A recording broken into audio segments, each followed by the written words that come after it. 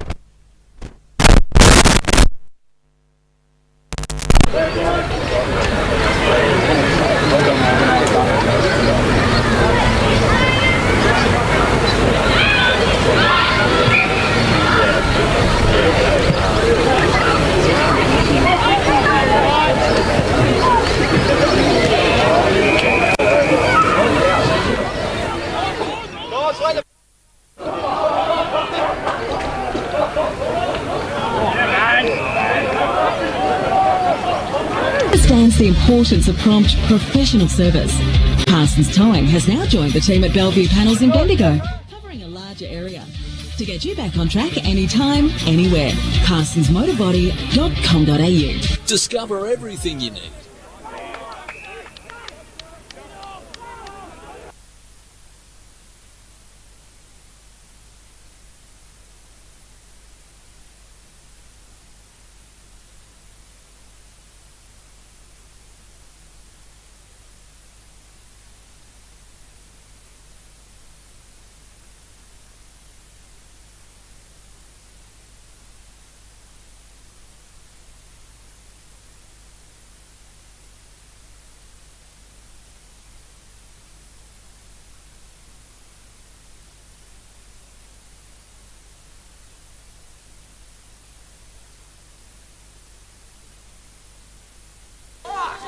1, 2, 3, 4.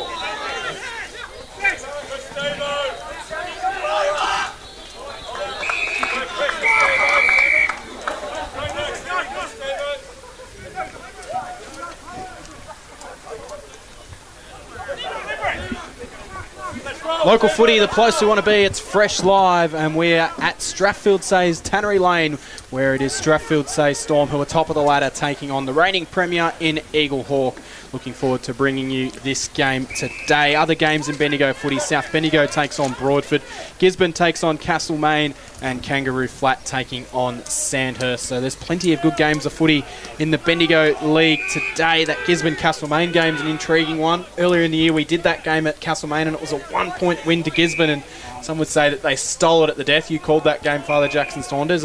It's looking like it might be a little bit more lopsided today based on current results. And I remember that day remarkably, Gisborne kicked 8 goals and Castlemaine kicked 9. So it's very rare in football that the losing side kicks a goal more than the winning side, but because of inaccuracy, that was the way things unfolded that day. Interestingly, it will be the last pilgrimage for Castlemaine to the graveyard, as it's been nicknamed, Gardner Reserve, this season, because the Gisborne Football Club is exiting the Bendigo League at the conclusion of this year. Castlemaine, meantime, it's looking as if they're destined now for a 22nd year without finals, so that's a blow for them. But Gisborne obviously have had a lot of success down there, particularly under the regimes in the 2000s with Mick McGuan and Marcus Barham when they won 4 flags between 2002 and 2006. So it hasn't been a happy hunting ground for the Magpies. No, it hasn't, but something to look forward to for Castlemaine supporters is Jared Stokes into the side.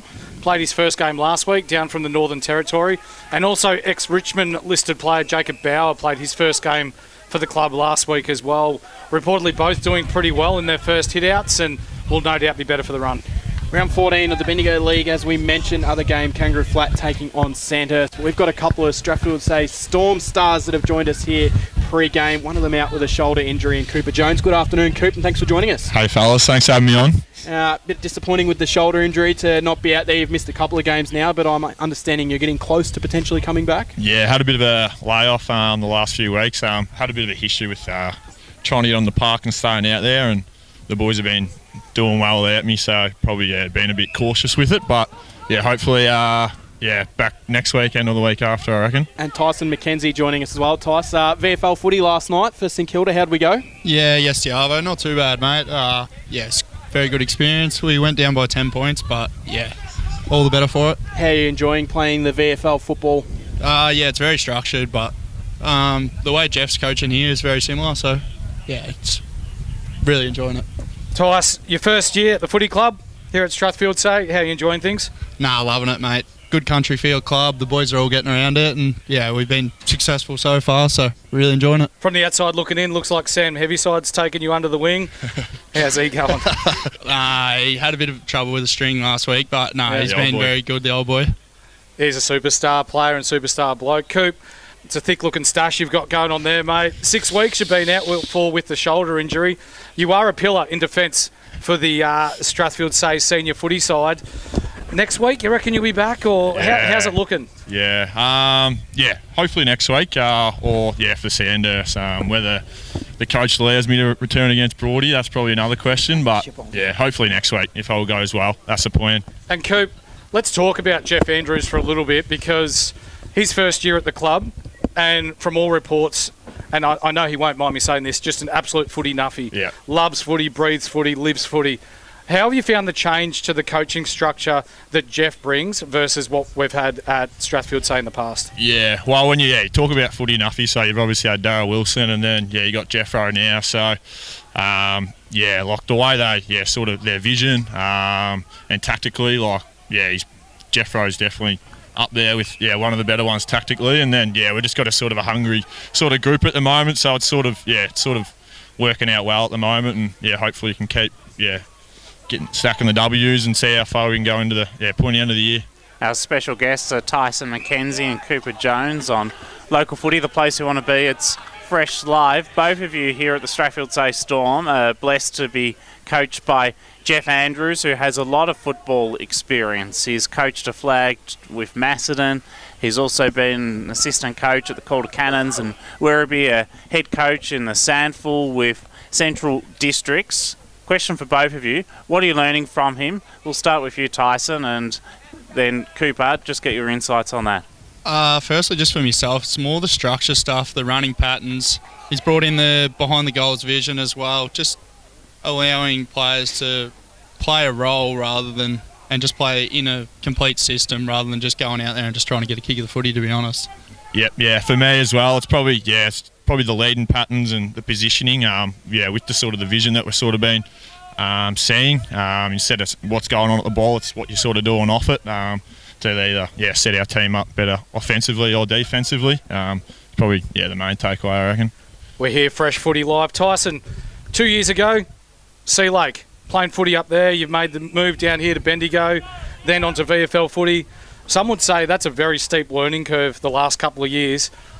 Take us back to 2 years ago. Where were you at with your footy to now where you're at now? Really, to be honest, back in Sea Lake, it's just going out there playing footy with me mates, trying to get a kick, to be completely honest. And it's been a fair learning curve, to be quite frank, like going down south and a couple of pracky matches sort of got called out a bit. What are you doing? Where you running? Pretty steep learning curve, but played a lot of obviously local footy here at Strath this year and really enjoying it. And the way Jeff sort of embraced me, and I don't know, the way I go about it, some could say borderline selfish, but he just embraces every player, and as long as we're all there for one common goal, which clearly the buy-in this year has been very good, and we're looking good at the moment, so it's very enjoyable, to be honest. We've spoken about Jeff a little bit in the way that he coaches and the wealth of knowledge that he's brought along. Coop, let's talk about the amount of players that Strathfieldsaye have had out throughout the year, but yet the senior team continue to stack wins. Let's talk about the structure that he's bringing to the club and what's helping the club be successful so far, but then what's ahead for the rest of the year. Yeah, it's probably a bit hard to give without giving away too much, but usually, you come up against a good opposition side, and it's usually trying to take away, their main strength. So you look at like a Borough, you look at like a South, obviously two contestedly good sides. It's trying to mitigate that, at least equalise it, and then try and go back at them with what Strath's trying to bring, which is trying to get to the outside and use our wheels and our skills. So probably, if that answers your question. Local footy, the place you want to be. It's Fresh Live pre-game here from Tannery Lane. You know what's better than a Big Four bank? A bank that's bigger for me. Bigger for making my money work harder. And helping my business make it. Bigger for helping us to buy a home. Bigger for the community I care about. My bank is bigger for what matters most. As one of Australia's most trusted banks, millions of Aussies know that Bendigo Bank is bigger for them. And we're bigger for you. Bendigo Bank, the better big bank. My name is Daniel Bowman. I'm a cladding supplier. The company name is Architectural Cladding Supplies. We manufacture, produce basically any cladding sort of available that can be rolled out of a soft feed ColourBond material. We target roofers, cladders, builders, really anyone that wants to sort of get involved with this type of cladding. We try to be a bit of a one-stop type roofing shop. We have all of them and some that the others don't have. We educate people how it's done and we sort of get it out there and make it happen. G'day everyone, I'm the Suburban Footballer and I'm here to tell you to download the Local Footy Hub app. Inside this one-stop app, you will find live scores, fixtures, ladders, leading goal kickers and best players, game replays and highlights, latest news, player and coach interviews, shows, podcasts, and full team and player statistics. Actually, can I stop you just there for a sec? It says for all your team and individual stats. Like, just for argument's sake, if someone at my work got on the app, could they see how many possessions I'd had the week before? Oh, they can. I reckon, like, do you really need that? Footy's a team sport. Who cares about individual statistics? I reckon the rest of the app is great, can't fault it. But just get rid of that individual statistics bit. I mean, who cares? Download the Local Footy Hub app. Everything you need, all in one app, including individual stats.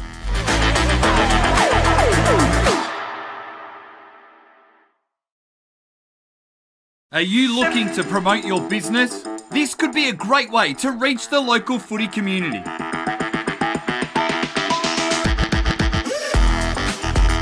How do we get your name out there? We can provide banner and native advertising in our news feeds and socials, reaching thousands of people every week. We can run video ads before every game replay that gets watched by thousands of people each week. We can run promotional videos like this one about your business during quarter time breaks for all of our live stream games. Contact us now to find out how you can book a trial. Take in a bit of knowledge, but not much for me today, boys. Boys, thank you very much for joining us. So we better let you go, Coop, because you have to get the yellow kit on in the next 5 minutes. So thank you very much for joining us here pre-game. All the best for today. And one last one before I let you go, Ty. So we're expecting to see you back before the end of the season in Strathfieldsaye colours? VFL bye next week for the Saints. So, yeah, I'll be back next week against Broady, I think it is. So hit the road down there to be a home game for me, which would be nice. So. And then there's only 2 more VFL games after that, so we'll see how we go. Perfect. Thank you very much for joining us for the pre-game, and hopefully, Coop, we may see you out there next week, hopefully, and Tyson, you may be out there too. Perfect. Cheers, thanks, lads. boys. Thank you. That was Cooper Jones and Tyson McKenzie from the Strathfieldsaye Football Netball Club, 2 of their absolute stars that have been good enough to join us. And there's a few missing for Strathfieldsaye today, and I'm sure they'd love to have those 2 sides out there. And I've just noticed something, Jack. I would have loved to have asked the question here, but I've only just noticed it now. Each of the Strathfieldsaye senior players, Mick, you've been involved in the Storm, running out with a junior player in the green kits. Is that St. Monica's or St. Francis? Or St. Francis. St. Francis, yes. That's a good thing that Strathfieldsaye are doing there. Yeah, they've done it for a long time, and Strathfieldsaye have always been good at integrating junior programs in with the senior programs. It was Wednesday night, this week, the juniors trained with the seniors. So it's just a good way to integrate your junior and senior communities all into one. It gives the kids someone to look up to. But then for the senior players, it helps them take an interest in the junior programs as well and gives them players to follow as well. Before we touch on this game, we'll run through the other games in Bendigo footy and grab a quick tip off you two. South Bendigo Broadford, we're assuming South Bendigo win that one pretty comfortably. Yes, I think the Bloods will get the job done. Interestingly, though, 3 of their past 4 have been against fellow top 4 sides, so they have been playing some good opposition, and I think the Bloods will get the job done. Yeah, the Bloods will get the job done today. Johnny was on the Bloods earlier in the year, but he seemed to have jumped off them over the last few weeks, so big win for them needed today to really get some morale back in. Gisborne, Castlemaine, we mentioned earlier the game earlier in the year where Gisborne stole it at the death and won by a point. I'm thinking Gisborne probably win this one by a few more than 1 point today. Just seems to be, since then, the trajectory of the 2 sides.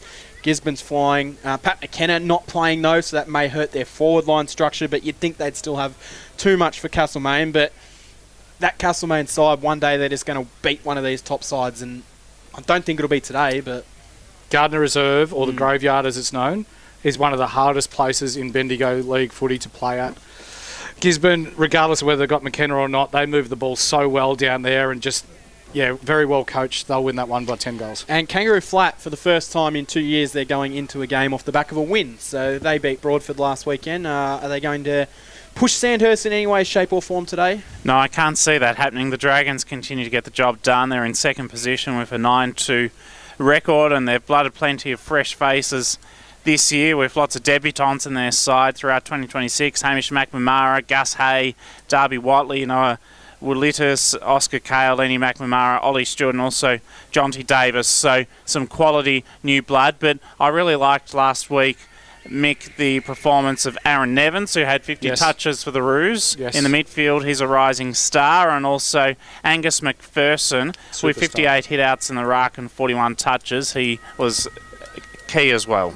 Good to see Coach Downey as well sign on for another couple of years. He went on to say that it's unfinished business and he doesn't like seeing a job half done. So Kangaroo Flat, they do have some good young talent there, but time will tell as to how good they can be as we go to the toss. Yeah, Steve Navort's down there at ground level. Steve, you got the toss of the coin? Just waiting for the results. Strathfieldsaye have won the toss and they're kicking to the club room's end of the ground.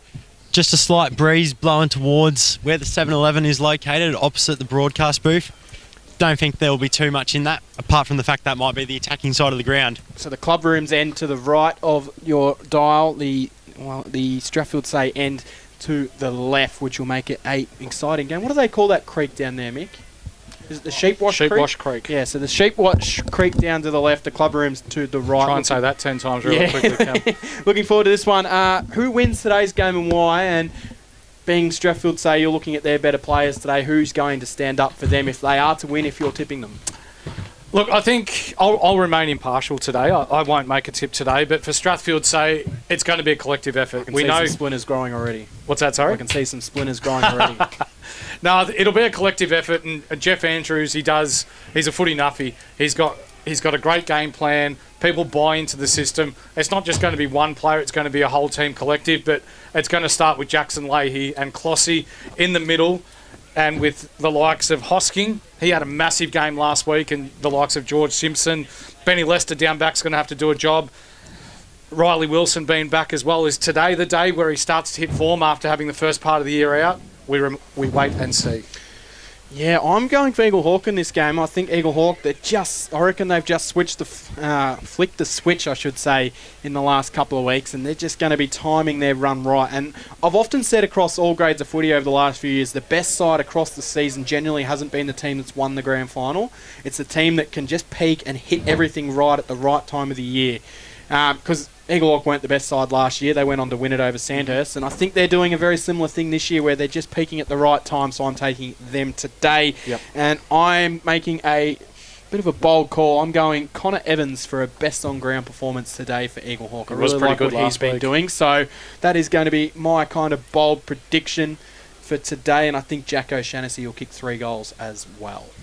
Well, I'm tipping Strathfieldsaye with the home ground advantage. I think they'll make it 10 wins on the trot. They have some star players. Obviously, James Shiska up forward with the 40 goals for the season. He's second in the league's goal-kicking table up against Pat McKenna, who's got 53 goals, the leader in the Ron Best medal count at the moment. So we are about to get this contest underway. It is an important clash this afternoon, a round 14 fixture in the Bendigo Football Netball League season. It is the top of the table Strathfieldsaye who are taking on Eaglehawk this afternoon here from Tannery Lane. Big day for football. It's a battle between first and fifth, and to get us underway in this opening quarter on Local Footy, the place you want to be, it's Fresh Live. This is Cameron Power. We're getting towards the pointy end of the season in a massive game. It's round 14, Strathfieldsaye and Eaglehawk. The first tap one down by the Storm. Hits ground level, they'll take the first clearance and they'll send it inside forward 50 to a one-on-one contest. Free kick pulled, which will go the way of Eaglehawk for some holding. So it'll be a free kick here. They'll clear it out of defence. Hanley will come looking wide, sends it in the direction of Wheeler. Had to go up. Oh, good strong mark coming in from the side for the Storm. A terrific grab taken by Jai Chambers, who they mentioned in the pre-game coverage, Mick. Yeah, good young kid. Lots of talent. If he puts it all together, he'll be one to watch. He's got it. Chambers in front of our broadcast position on centre wing. He kicks to half forward. It's a high ball off hands. Tice Griffin collects. He slams on the boot, sends it deep up to about 30 metres out from goal. But a terrific defensive grab taken by Jonty Neves with the sleeve in his left arm. He elects to switch. An audacious ball. An effective spoil from Riley Wilson across half forward for Strathfieldsaye. Gives Strathfieldsaye half an opportunity. They've retreated back into the centre of the ground. Comes now to Patrick Blandford. His kick, though, was miscued and straight to Eaglehawks, Lewin Davis. So Davis quickly moves the footy. He'll slam it into a one-on-one contest. It's knocked away. Misfits down there for Eaglehawk. It spills. He's going to get a look at it. Got the handball. Kick was smothered. Might have been Ratcliffe. It bounces towards the top of the goals. The Storm have got the numbers down there. Good strong tackling. Jack Thompson goes unrewarded. It spills backward. And Connor Evans is going to be on the end of it and kick the first goal for Eaglehawk. So Evans gets the first of the day. He was in the right spot at the right time, and Eaglehawk moved to 1 straight 6. The Storm yet to score. Score sponsor is Bendigo Bearings. On Local Footy, the place you want to be, it's Fresh Live. Yeah, good goal by Eaglehawk there. Just getting the ball forward and that forward pressure. Misfit had a shot on goal. It was smothered, but that forward pressure not enabling Strathfieldsaye to get that easy switch kick out of defence resulted in a 50-50 ball, and your man, Connor Evans, kicking the first of the day. The thoughts of Mick Delaney, local footy, the place you want to be. It's fresh live. In the ruck contest, it comes to ground level. Billy Evans got it to Ben Thompson. Mallon clears inside 50 with the kick. O'Shannessy has taken the grab about 50 metres out from goal. He's kicked 15 this season, has Jack O'Shannessy. Wastes no time, sends it long, wants his teammate Oscar White, who floated forward, but it went through for a behind. 1-1-7 is the scoreline for Eaglehawk. Strathfieldsaye yet to score. We've gone 2 and a bit minutes. Ratcliffe brings the ball back into play, hits the short pass into the pocket for Chambers. Chambers comes out, nice kick for Hosking, but it just went over the top of him, and it's knocked away by Callum Heath. Good, well-read footy there from Heath, and that's going to be an important battle, Mick, in today's game, Heath versus Hosking. Yeah, it absolutely is. Heath was near on best on ground for Eaglehawk last week. Plays like another on-baller. So we'll get a throw in, 65 out from goal. Heading towards the Sheepwash Creek end of the ground are the Borough, knocked down. At the back of the pack reading it was Bennett, who gives the handball off to Ben Thompson. Got some space on the right. High ball inside forward 50. No mark taken. It spills to Nick Thompson. Front and centre, snaps the goal. Nick Thompson and Eaglehawk looking good early. 2-1-13 the Borough. The Storm yet to get an inside forward 50, which means they haven't troubled the scorers. And the score sponsor is Jason Westcott Builder. Local footy, the place you want to be. It's fresh live. Strathfieldsaye been inside forward 50 twice. Eaglehawk have repelled twice. Eaglehawk have been inside forward 50 3 times. 2 goals, 1 so far today. And we've gone 3 minutes in this opening quarter. Round 14 action here at Tannery Lane. Strathfieldsaye have been part of this competition. They established themselves in 2007 and they've had a lot of success since then. In the middle, Hosking in the ruck contest helped to get it down. It was taken out by the Borough. Inside 50. Good opportunity for Connor Evans. He gets the ball. He has a flying shot at goal but misses to the right-hand side. And a behind, 2-2-14. So it's all one-way traffic at the moment. What's the key for the Storm? Heath in the ruck. They're getting plenty of use. First ball use out of the middle. Yeah, Connor Evans looking like he could have had 2 goals earlier, which would have made my prediction as a good little favourite at the moment. Lawrence has got the kick-in duties this time. He launches it down the broadcast side wing. It spills to where Tom Bennett's standing, able to step his way through some traffic onto the right. Bennett inside forward 50. Kick goes a little bit deep. O'Shannessy got a good look at it.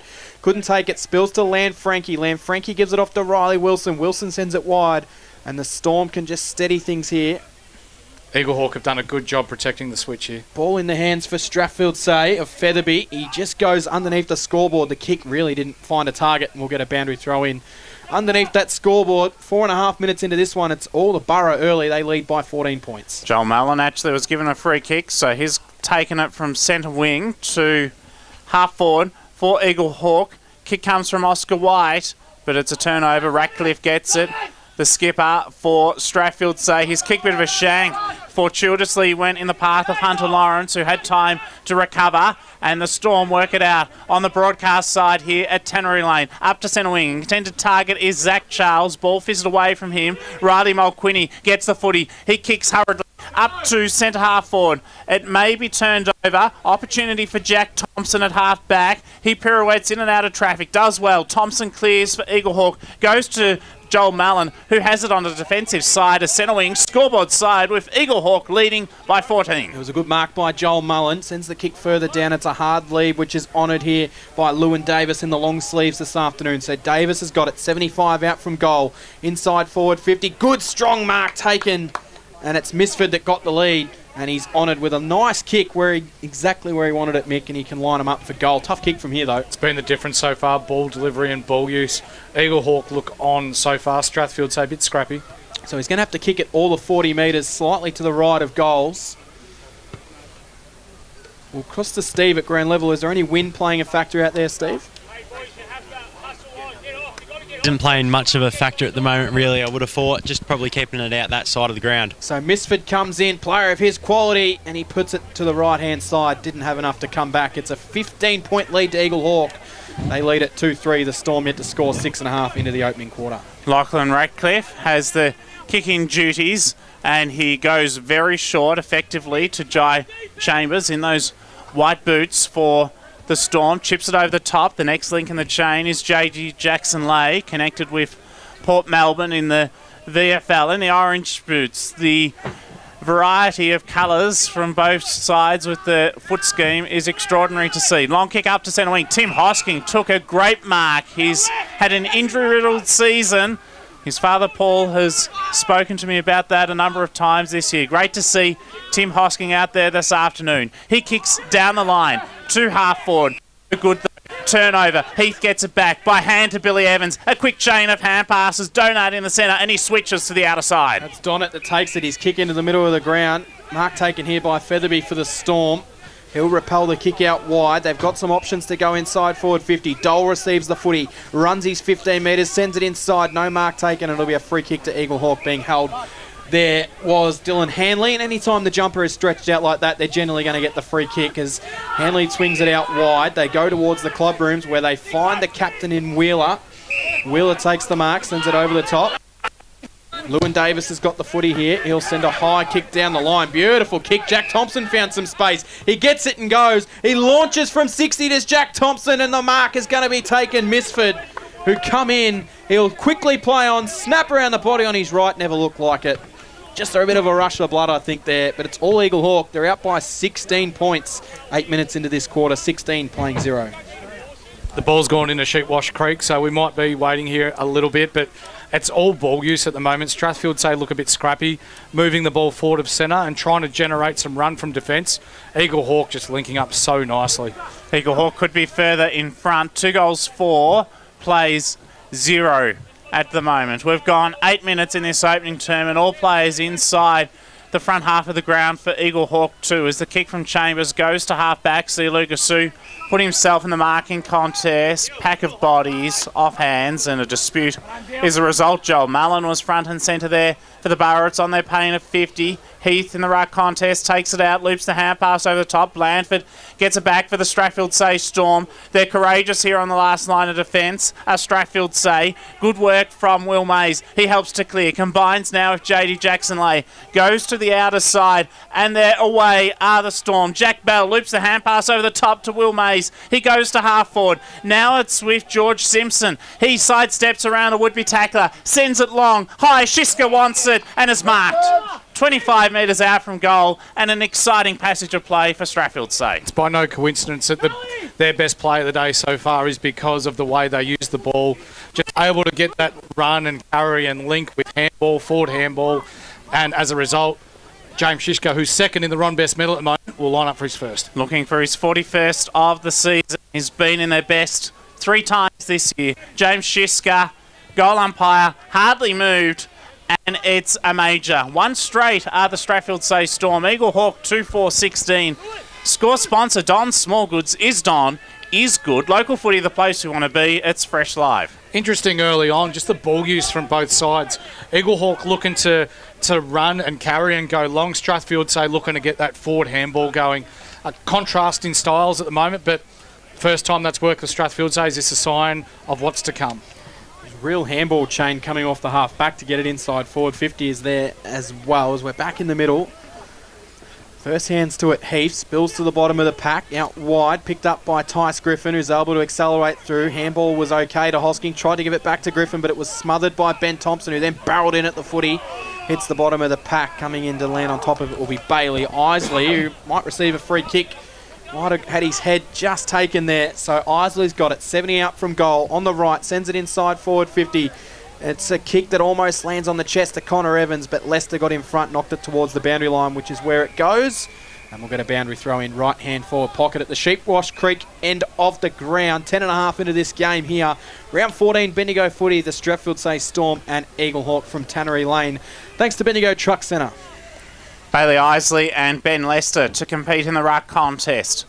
To the front position it was Isley, but Lester read it better. He took it out of the ruck and got the clearance. Kick though was no good. Turnover, and Eaglehawk have it again across the half forward line. So it's with Sam Thompson, who'll send it back deep inside 50 toward the pocket. Great work though. Coming back, reading the play like a book, was Jack Bell, who intercepts for Strathfieldsaye.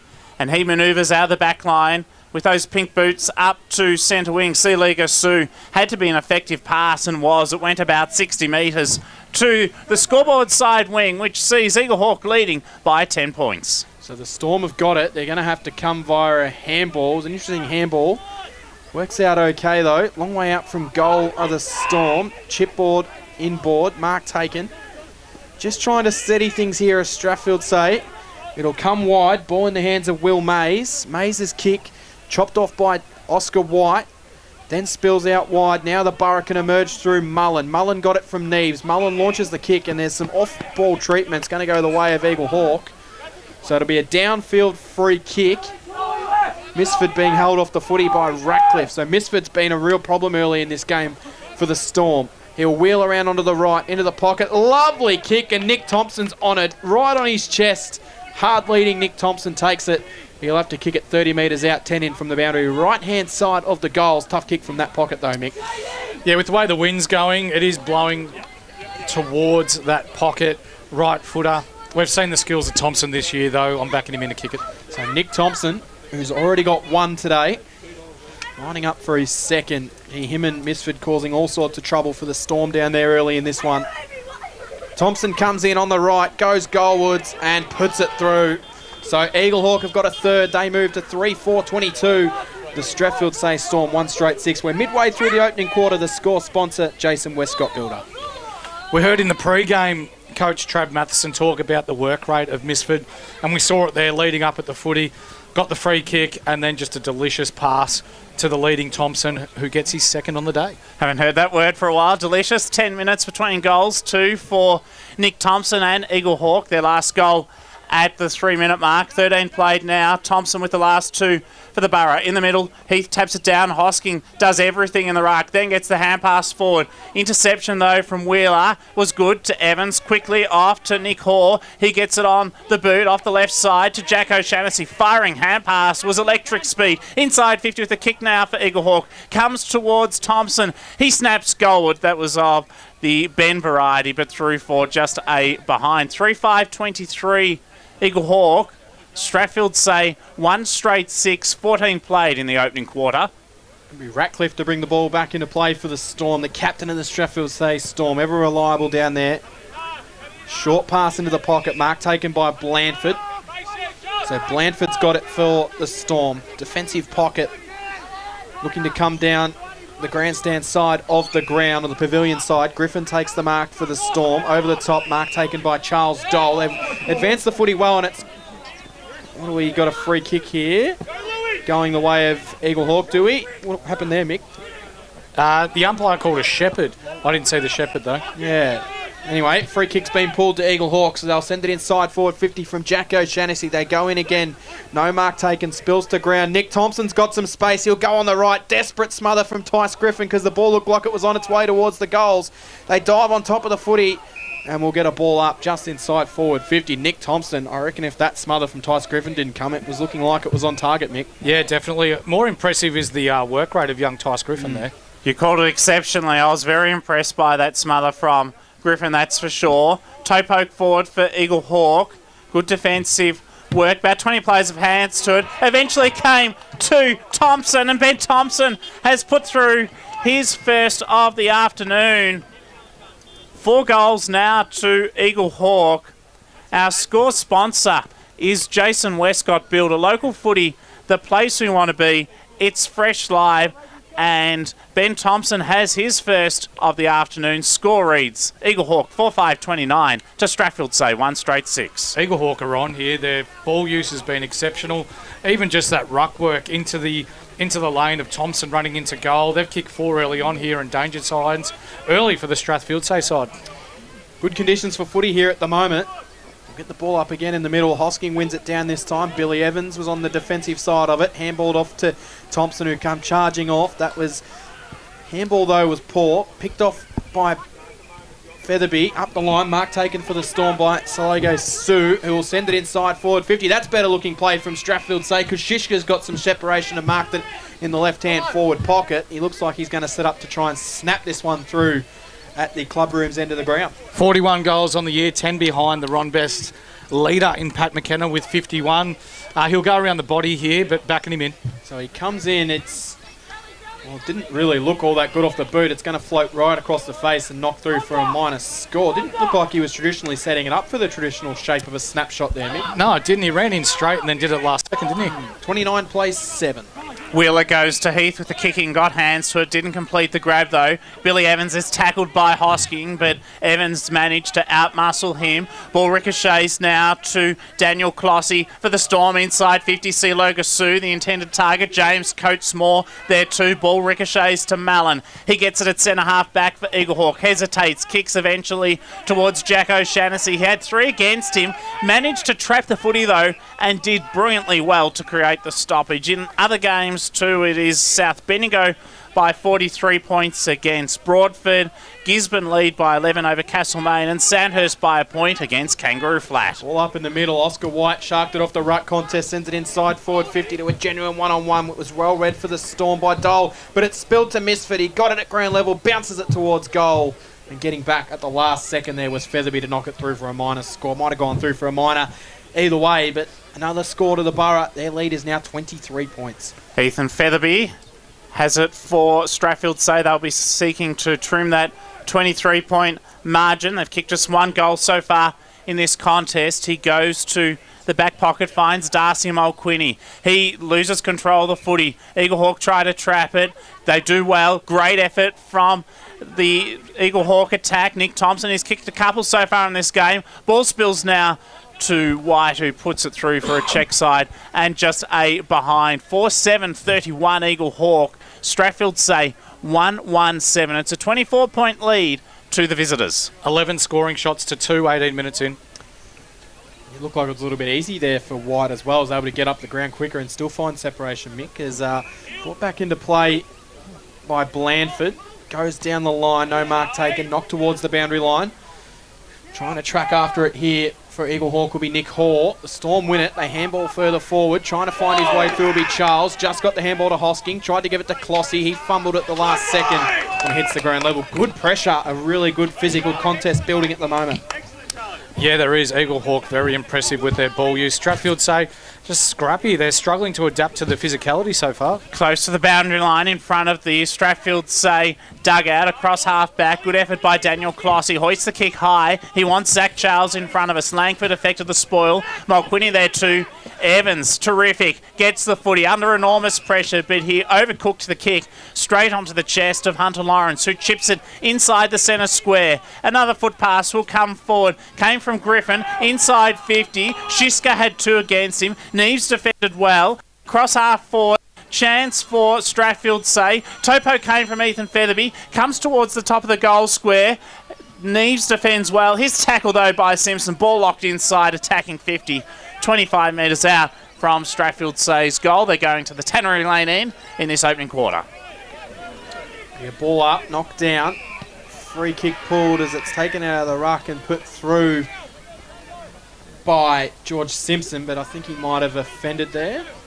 Yeah, push out in the ruck contest. Heath's ball. Stephen Avoid at ground level. That's the third free kick inside their own forward 50 that Strathfieldsaye have given away. Interesting to see that. So free kick. Eaglehawk handball it off wide. They'll come out wide. Wheeler made a little bit of a task here for Hanley, but he was up to it. Hanley further handball forward. Now they can look to come. They'll have one bounce, Lewin Davis. He steps around his target. Got plenty of time. On the left, he looks up, has a plethora of options. He goes for the short pass towards Connor Evans. It missed him, but Oscar White was roving it front and centre. Inside forward 50, the kick goes. It'll get to the back. Can Misford get there? No. Off hands, minus score. And another minus score, the Borough 4-8-32. Eaglehawk, Strathfieldsaye 1-1-7. We've just ticked over 20 minutes in the opening quarter here at Tannery Lane. They could have almost buried Strathfieldsaye in this opening term, Eaglehawk, as Featherby goes with the kick in to JD Jackson-Leigh, who's been in the Storm's best 6 times this year. Short pass is effective to Archer Lancaster. Barely outside the defensive 50 though. Over the top to Daniel Clossy, who receives across half-back. Eaglehawk have worked numbers back. There's a loose player on the wing if they can get it to him. A little late though. Jack Thompson affected the spoil, but gave away the free kick in the process of doing so. So Darcy Mulquinny has it right in front of our broadcast position. Mulquinny looks up. He'll send it inside forward 50 on the right. Tough kick. No mark taken there for Eaglehawk. Roving at the front there will be Neves. Got the handball back and then steps across the boundary line for a boundary throw-in. He was tackled by Mulquinny. But I think his intention there was to get the ball over anyway, Mick. Yeah, smart there by Neves just to create that 50-50 ball. 30 out from goal. The Storm in attack.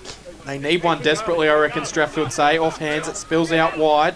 Handball in the direction of Riley Wilson. Couldn't get there. Evans, that's Billy Evans, will push his way through and knock it back, and we'll pretty much reset from exactly where we just had the boundary throw in before, Father Jackson. We will. Great to have you with us on this Saturday afternoon. Round 14 action. Local footy, the place we want to be. It's Fresh Live. In the right contest, Hosking in the front position against Heath. Hosking got the tap out, had support through Mulquinny. He sharks it to the top of the goal square. Shiska wants it. Neves, though, gets it instead. Wheeler defends 5 metres out from the Storm's goal line. Ball ricochets off a stack of bodies and out of bounds. 10 metres out.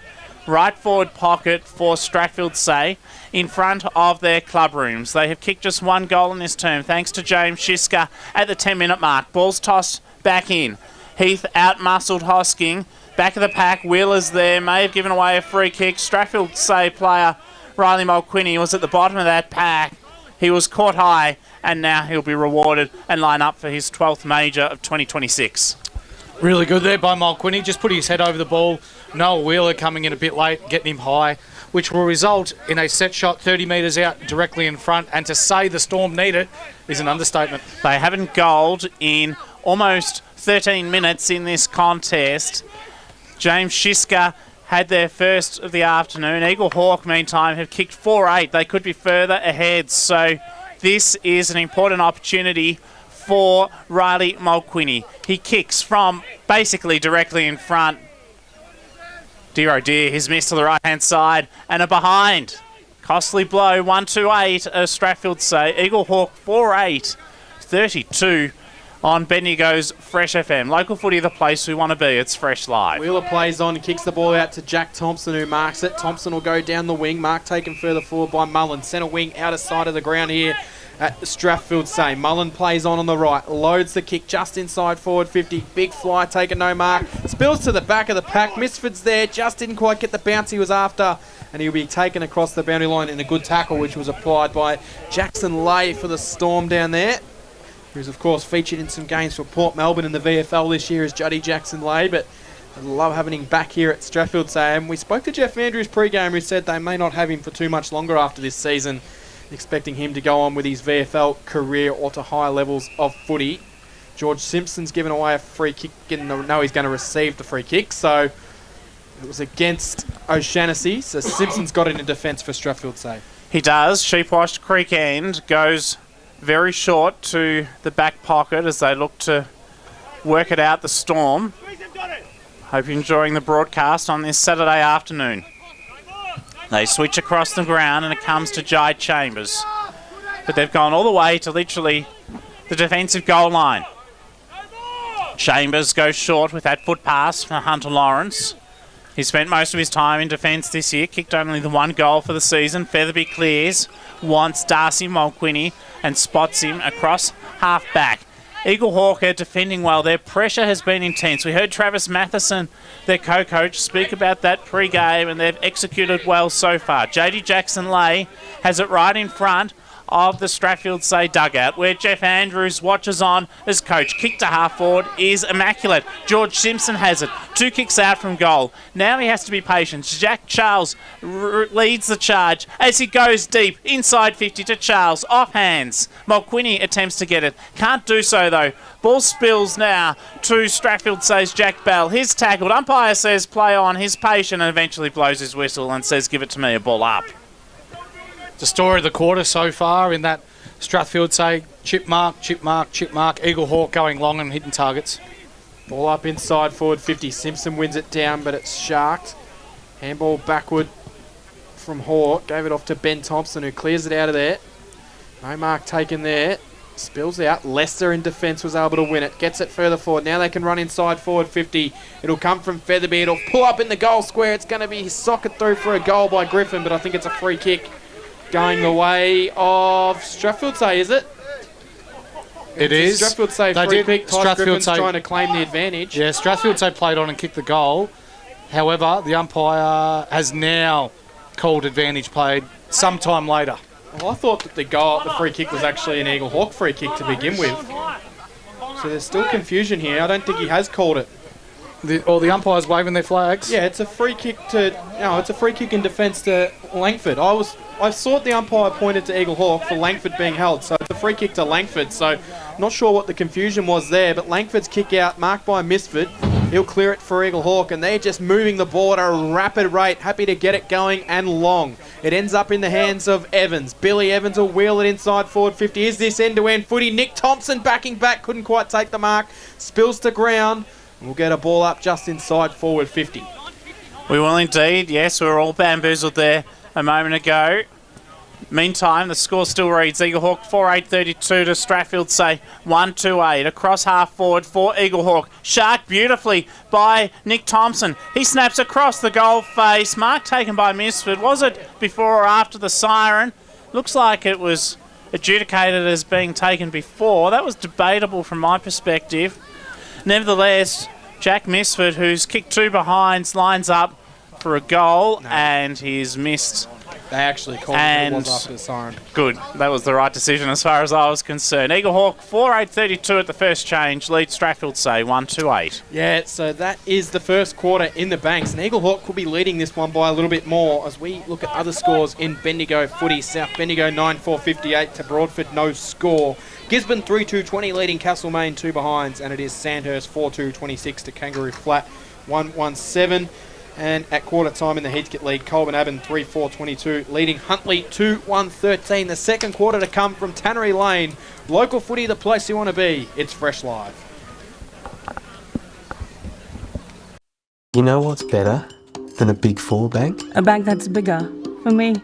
Bigger for making my money work harder. And helping my business make it. Bigger for helping us to buy a home. Bigger for the community I care about. My bank is bigger for what matters most. As one of Australia's most trusted banks, millions of Aussies know that Bendigo Bank is bigger for them. And we're bigger for you. Bendigo Bank, the better big bank.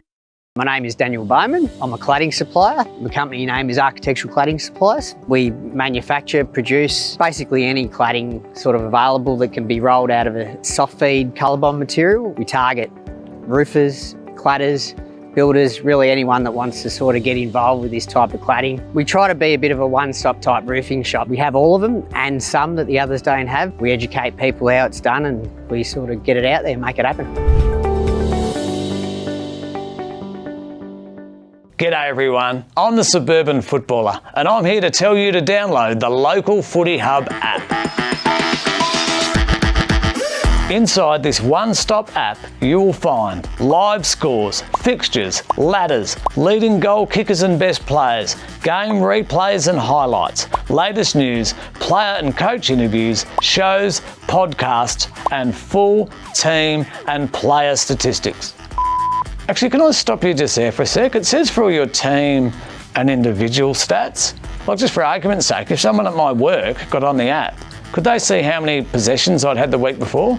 Oh, they can. Oh, I reckon, like, do you really need that? Footy's a team sport. Who cares about individual statistics? I reckon the rest of the app is great, can't fault it. But just get rid of that individual statistics bit. I mean, who cares? Download the Local Footy Hub app. Everything you need, all in one app, including individual stats.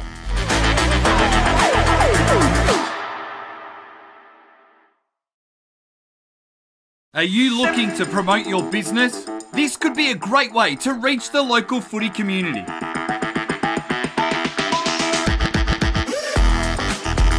How do we get your name out there? We can provide banner and native advertising in our news feeds and socials, reaching thousands of people every week. We can run video ads before every game replay that gets watched by thousands of people each week. We can run promotional videos like this one about your business during quarter time breaks for all of our live stream games. Contact us now to find out how you can book a trial.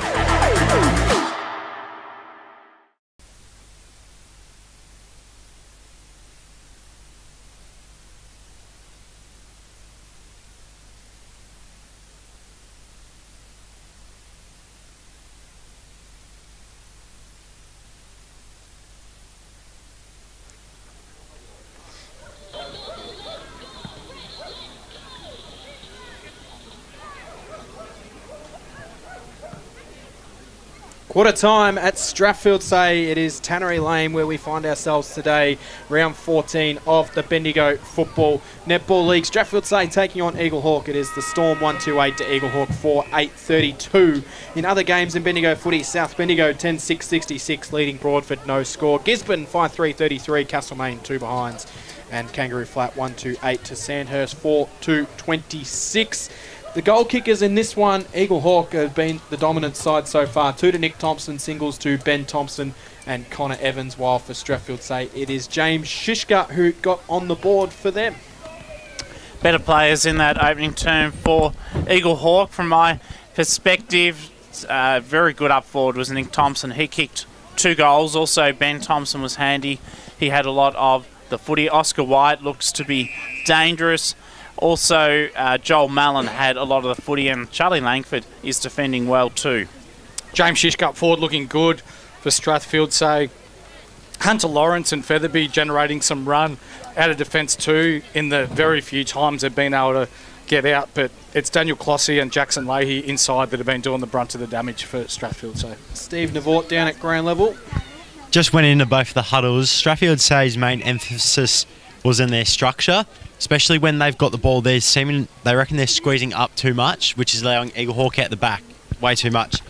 And also, just in at the Eaglehawk huddle, they're talking about folding back a lot quicker because Strathfieldsaye have really gotten them when they've gone on that counter-attack. It does seem to be a bit of a play in this game, Steve. I don't know how you've seen it at ground level, that the Storm want to handball their way down the ground where Eaglehawk just want to get it down the other end as quick as possible. Yeah, Eaglehawk want to get it down as fast as they can, but they're using that handball when it's needed just to get those little chains together off half-back and then connect it going up forward. Noah Wheeler's playing a bit of a role down there. He seems to be launching it from down in the back line. So how are you seeing his game so far? Probably not as good as he was last week. I felt last week he was very exceptional compared to this week at the moment. Not quite looking as good, but also last week he got the footy a lot more easier. Mick, looking at Strathfieldsaye, what do they need to do to get themselves back in this game? Just need to take their time with the ball, play some possession footy.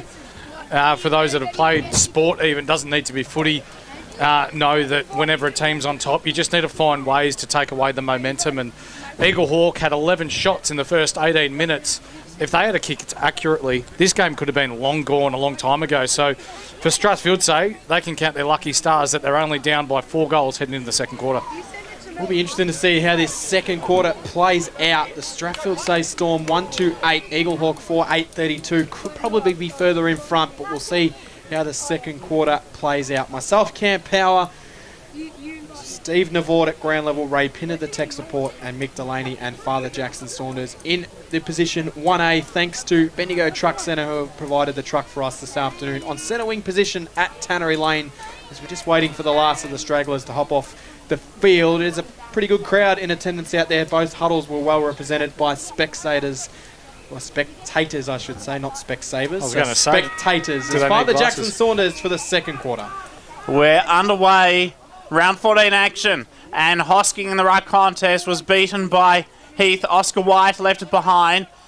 Clossy retrieves the footy for Strathfieldsaye. Kicks it to the Sheepwash Creek end across half forward. Archer Lancaster is there. So too is Tice Griffin close to the boundary line. They battle hard. Langford, Eaglehawk do well in defence.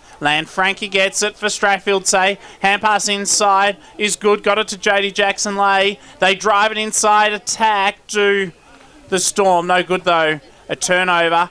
And the mark has been taken for Eaglehawk in defence. They do well with the kick from Dylan Hanley. He clears to half back. And Eaglehawk will look to work it out on the outer side. So Dylan Hanley went to his brother Aidan Hanley. So the Hanleys getting involved for Eaglehawk. They'll clear it down underneath the scoreboard. Ben Thompson. So another set of brothers for Eaglehawk. 3 Thompsons and 2 Hanleys out there this afternoon.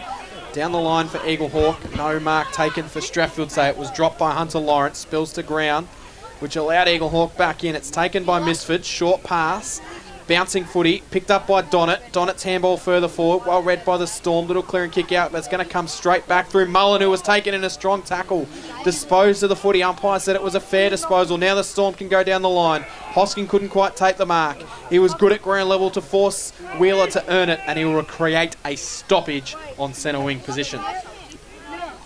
Davis just had a bit of work done on his left calf after quarter time there. Ball up on the outer side wing. Hosking tapped it down. Ball comes to Strathfieldsaye's Riley Wilson. He snaps around the body to half forward. Great defensive work from Charlie Langford helps to create a stoppage. We'll have a ball up. Quarter time score 2. It's Inglewood 3-7-25 in their 150th year as a club to Calible 139. Ball's thrown up in the ruck contest. Lancaster put his head over it. Good pressure from Noah Wheeler and a good effort too. And free kick for holding the ball. It was Daniel Clossy who wore the Eaglehawk player like a glove there in Jack Thompson.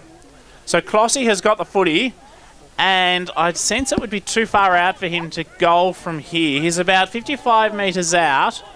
Clossy waits and ponders, decides to kick long off the right boot. It'll fall short at the top of the goal square. Chance for Cialoga Sue. No, Wheeler gets boot to ball in defence. It's straight, though, towards Featherby. Strathfieldsaye with an opportunity. Jack Thompson there. Comes to the pocket. Snap on goal by Featherby. Across the face. Good defensive grab, though, on the last line of defence by Hanley for the Borough. Hanley's been good so far for Eaglehawk in this game. He's going to come straight down the broadcast side wing. O'Shaughnessy's going to be the one to try and set himself for it, but he ended up getting front and centre. Ratcliffe first hands to it. Free kick, Eaglehawk. So it'll be taken here in defence. Misfits found himself up the other end of the ground here. Short pass, Hanley, who goes through. Across the line, mark taken by Langford. There's a bit of push and shove right in front of us here. We'll cross to Steve Navort at ground level in a moment as Eaglehawk have worked it forward. Hanley, that's Hayden Hanley, gives it off to Neves. Neves down the line, mark taken Mullen. Centre wing position, Eaglehawk transitioning the ball nicely. Mullen just slows things down a little bit here as he doesn't like what's on ahead. He's just going to take his time before sending the kick towards the top of the 50. He does. Pack develops. And a good defensive grab has been taken for Strathfieldsaye at half-back. And they'll look to resume proceedings here. The Strathfieldsaye Storm, coached by Jeff Andrews. The kick came from JD Jackson-Lay. He wanted Zach Charles towards the boundary line, but it went out of bounds as we chip over the top. So free kick now comes to Oscar White for Eaglehawk. Stephen Navort on the boundary. There's been a bit of activity at ground level in recent moments. Yeah, Jack Dooner and Featherby were involved in a little scrap. There was just a few bumps laid and then, yeah, just really escalated for the time being. As Neves now, thanks to that Stephen on the boundary. Turnover though, Clossy gets it deep inside 50. Shiska, unattended, open goal, and he puts it through. James Shiska has a second goal for Strathfieldsaye. They're 2 goals to 14. That's his second and his side's second too. Our score sponsor is Jason Westcott. Build a local footy, the place we want to be. It's Fresh Live, but Eaglehawk still lead in this contest 4-8-32. Bit fortunate there for Strathfieldsaye, broken down play. Eaglehawk looking to rebound out of defence and just right spot at the right time for Clossy. Pass it to Shishka for his second. Shishka providing the goods for the Storm inside forward 50. He's got basically all their score so far today, barring one behind, as it's taken out of the middle. Hosking, poor handball though, turned over. Jack Thompson emerges with a footy, sends it up towards the top of the 50, bouncing around. No mark taken. Free kick going the way of Eaglehawk's Jack Donnet. So Donnet's got the free kick. Came to Eaglehawk as a defender, spent most of last year in the defence, but this year he's transitioned to be playing a lot more role as a forward, Mick Delaney, and he's looked lively in that forward line. He's looked really good. Kicked a really nice goal last week as well against South Bendigo. They've just got winners all over the ground, don't they? Do you reckon it's a bit of a try and suit the 3 talls and have the smaller forward potential down there to why Donnet's playing that role this year? No, I don't think so. I think to be a good footy player, you need to be able to play multiple roles. So Donnet will load up from 50 on the right. It's going to go right to the goal line. Mark take no, he's dropped the mark in the goal square, Nick Thompson. But he's given away a free kick in the process as well. And we know Nick Thompson's someone that can get up and take a fly. He got very high on Anzac Day this year. The mark not paid, but it was a screamer. So the kick comes to Featherby in defence, but he's dropped the footy. Turnover perhaps. Thankfully, though, for Strathfieldsaye, they had support at the last minute. Hosking now receives centre wing in front of our broadcast position. He loops the kick over the top. Wants Simpson. Got hands to it. Didn't complete the grab. Eaglehawk have numbers. Langford, spectacular. In defence, gets a loose ball, goes to Wheeler, over the top to Oscar White. He goes to ground. Billy Evans does not. He just charges his way through a pack of players, but to his defence, he had no prior opportunity, and so a stoppage evolved from the tackle. Ball up, centre wing. And it does. It's knocked down. Eaglehawk will clear the kick out through Evans. It bounces rather fortuitously for Lewin Davis, who was taken in the tackle. Ball spilled out.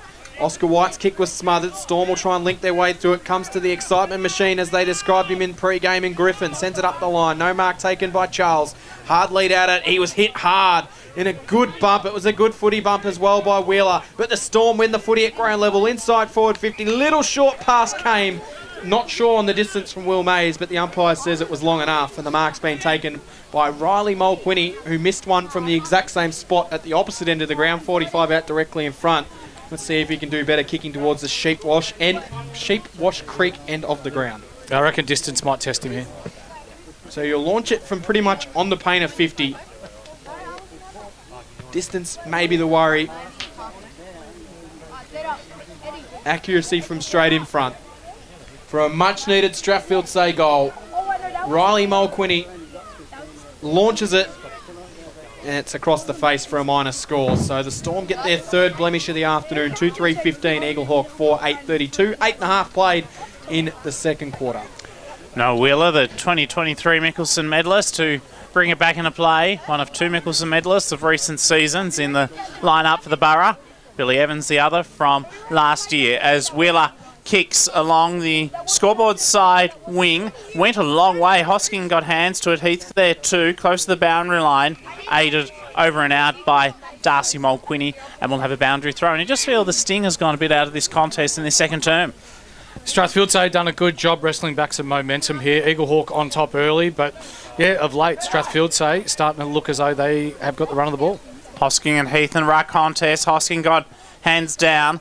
Chance for that man in Eaglehawks, Thomas Bennett, to get it up to half forward. Now opportunity comes to Ben Thompson. He's got a 2 kicks out from goal. So Thompson assesses options and he waits for various possibilities as the Borough look to send it deeper into attack. They do. Short passes marked right on the top of the 50 for Eaglehawk. They'll wheel it inside forward 50 from Bailey Isley. No mark to Misfit. Spills to ground level. Picked up by the Storm. They'll handball it out wide. Comes out now. Handball came there from Bell, which went to Mays. There's a free kick, which is going to Eaglehawk, I reckon. What you see down there at ground level? Yeah, so the Shepherd was high for when Featherby looked to clear that ball. So it'll be a free kick to Eaglehawk, 20 out, straight in front. How'd you see it down there, Stephen Navort? Actually didn't see it myself, so I was too focused on the play. It's very similar to me. I didn't quite see it either, Mix. I'm glad that you saw it, but there was certainly a murmur from the crowd to suggest there wasn't a lot in it. But the free kick comes to Oscar White. He kicked 6 last week, and he's got his first for the afternoon today. 5-8-38 Eaglehawk, 2-3-15 Strathfieldsaye. Midway through the second quarter, the score sponsor is Bendigo City Framers. Local footy, the place you want to be. It's Fresh Live. As silly as it sounds, with Eaglehawk being 20 points up, they probably needed that one. Strathfieldsaye have had the run of the ball so far this quarter and have looked pretty handy, just lacking a little bit of a polish forward of centre. But for Eaglehawk and White, his first today, fresh off 6 last week. Score coming through, Sea Lake and Daly 6-2, 38 to Donald 1-8 in the North Central Football League. At the moment here at Tannery Lane, it is a lead of some 23 points to the Eaglehawk side. As back in the centre, it's taken out by Tim Hosking. He does well, hand pass to Jackson Lay. He wants Mulquinny. Wheeler's, though, his kick no good. It goes to half forward. It was retrieved at the last moment by Bailey Isley. He sent it deep inside 50. Wants Nick Hall close to the boundary line, left forward pocket. He was opposed gallantly by Blandford, and the ball has gone out of bounds on the full. It went off his shin of Blandford. So Eaglehawk, inside attack, here at Tannery Lane, round 14 contest. The kick at goal, snap around the body, has hit the post. opportunity goes begging for Eaglehawk with that shot from Nick Hoare, and a penalty free kick to be taken from the back pocket by Blandford for Strathfieldsaye. So the Storm will bring the ball back into play. They'll go down the line. No mark taken, knocked over the boundary line for a boundary throw in. 70 out from goal. 15 playing 38. It does feel like the sting's gone out of a bit in this quarter. You made comment on that before, Father Jackson. I kind of half agree with you. For two good sides, there's plenty of action still in this, Cam. Absolutely. Throw in. Feels like a bit of a calm before the Storm as the Storm emerge with the footy. No pun intended there. On top of the footy there was Lancaster. And we'll get another ball up. 65 metres out from goal. The Storm looking to go towards the sheep wash and creek of the ground, but it's Eaglehawk that send the kick inside forward 50 the other way. Misford couldn't quite get a look at it, spilling to the back, running towards goal will be Nick Hoare. Didn't quite get the bounce he was after, and it's socketed through for a minor score. So they move to 39, the Storm 15, 12 and a half gone in the second quarter. Hunter Lawrence has the kicking duties for Strathfieldsaye.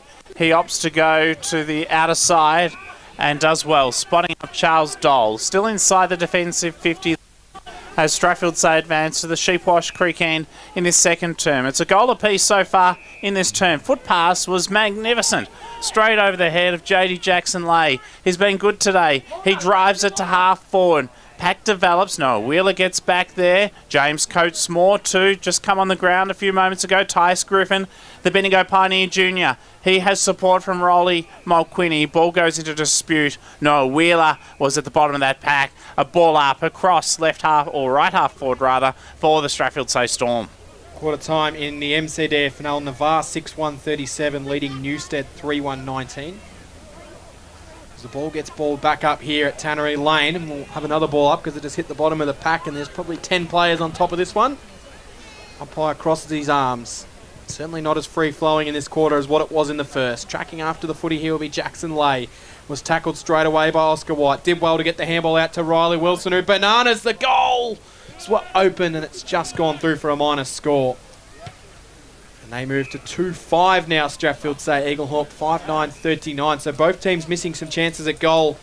At the moment, the score sponsor is Bendigo City Framers. It's a beautiful part of the world out here. Made the pilgrimage to Tannery Lane via Quarry Hill and Spring Gully along Tannery Lane to this footy destination. And huge crowd here this afternoon too as Noah Wheeler brings it back in for the Eaglehawk side, the visitors. He kicks to half back. No good though. Straight to Darcy Mulquinny. He's got it 2 kicks out from goal. He sense a goal is forthcoming. It's up towards the top of the goal square. Off hands. Wheeler defends well. He got boot to ball. Just went forward about 10 centimetres. So the pressure is enormous from both sides at the moment. It's great to see. Mulquinny, he gets the footy. He's under enormous pressure. Wheeler gets it back. Slams it on the boot. Out of the danger zone. Not for long. Ratcliffe back inside 50 for the Storm. Foot pass. Terrific.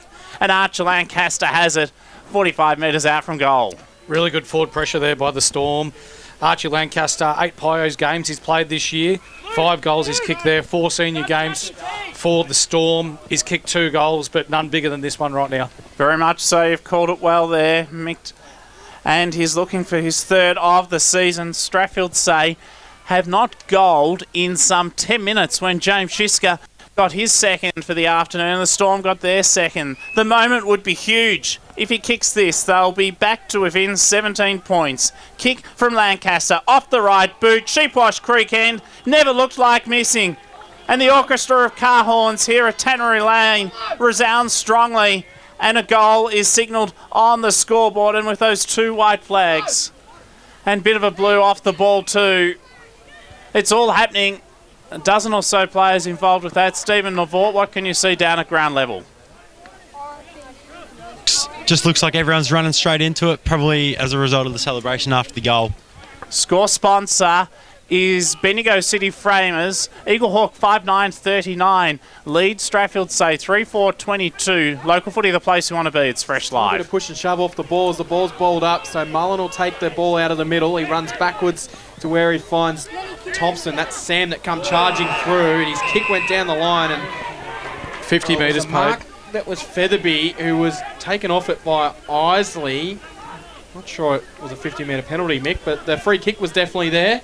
And it's going to be a chance for Featherby. The umpire will march him inside forward 50. Regardless of we're looking at the 50-metre penalty or not, that's courage personified. Someone running back with the flight of the ball, all eyes on the ball, and taking an overhead grab like that. So Featherby's got it. This for 2 goals in 30 seconds for Strathfieldsaye. On the left to change all the momentum. The kick is pulled to the right-hand side and he misses. But the Storm are coming back in this game. 3-5-23. They still trail by 16 points. Eaglehawk 5-9-39. No, Wheeler, who's played Northern Territory football in recent years, has the kicking duties, an accomplished footballer.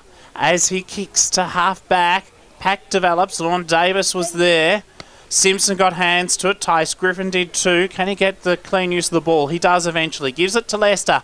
The old 1-2 back to Griffin. Kick partially smothered. Ricochets off his boot. Falls in the arms of Will Mays. His kick ineffective and turnover straight to Noah Wheeler of Eaglehawk. Wheeler getting involved in this game and he's launched the long kick down the line as he has so many times today. Lamb Frankie was first back there for Strathfieldsaye. Got his space, ran his 10 metres and then sent the kick back down the line in the direction of George Simpson. Kept the ball alive, kept on his feet, pounced on it like a cat and sent it inside forward 50 towards Shishka. Mark not paid, will get a boundary throw in. Had a good piece of it, did James Shishka. 55 out from goal is where we find it. We'll get a boundary throw in. The Storm are surging a little bit in this game. They need to get some reward on the scoreboard though as we approach half time. Hosking got to the front of it to win the tap down. Spills back in front of the pack and they all just dive on top of this one. And we'll have a ball up. Could this be a preview of this year's grand final? The reigning premiers up against the top of the table, Strathfieldsaye. Currently, it is a lead of 16 points to the reigning premiers. Up against the premiership aspirants on their home ground. Kick inside 50 for the Storm. Great tackle in defence from Charlie Langford. Locked up Zach Charles and Langford was rewarded. He goes over the top. Once Joel Mallon receives now in front of our broadcast position on the wing to half forward. Kick for Connor Evans. Now there's been a downfield free kick, I sense. Misford has dragged Strathfieldsaye captain Lockie Ratcliffe down off the ball. And a reversal here, so Storm will end up with the ball. Kills all their momentum. The Storm receive it through Jai Chambers, who goes down the line looking for Zach Charles. Couldn't take it. Spills the front. Hosking picked it up, was taken in a strong tackle.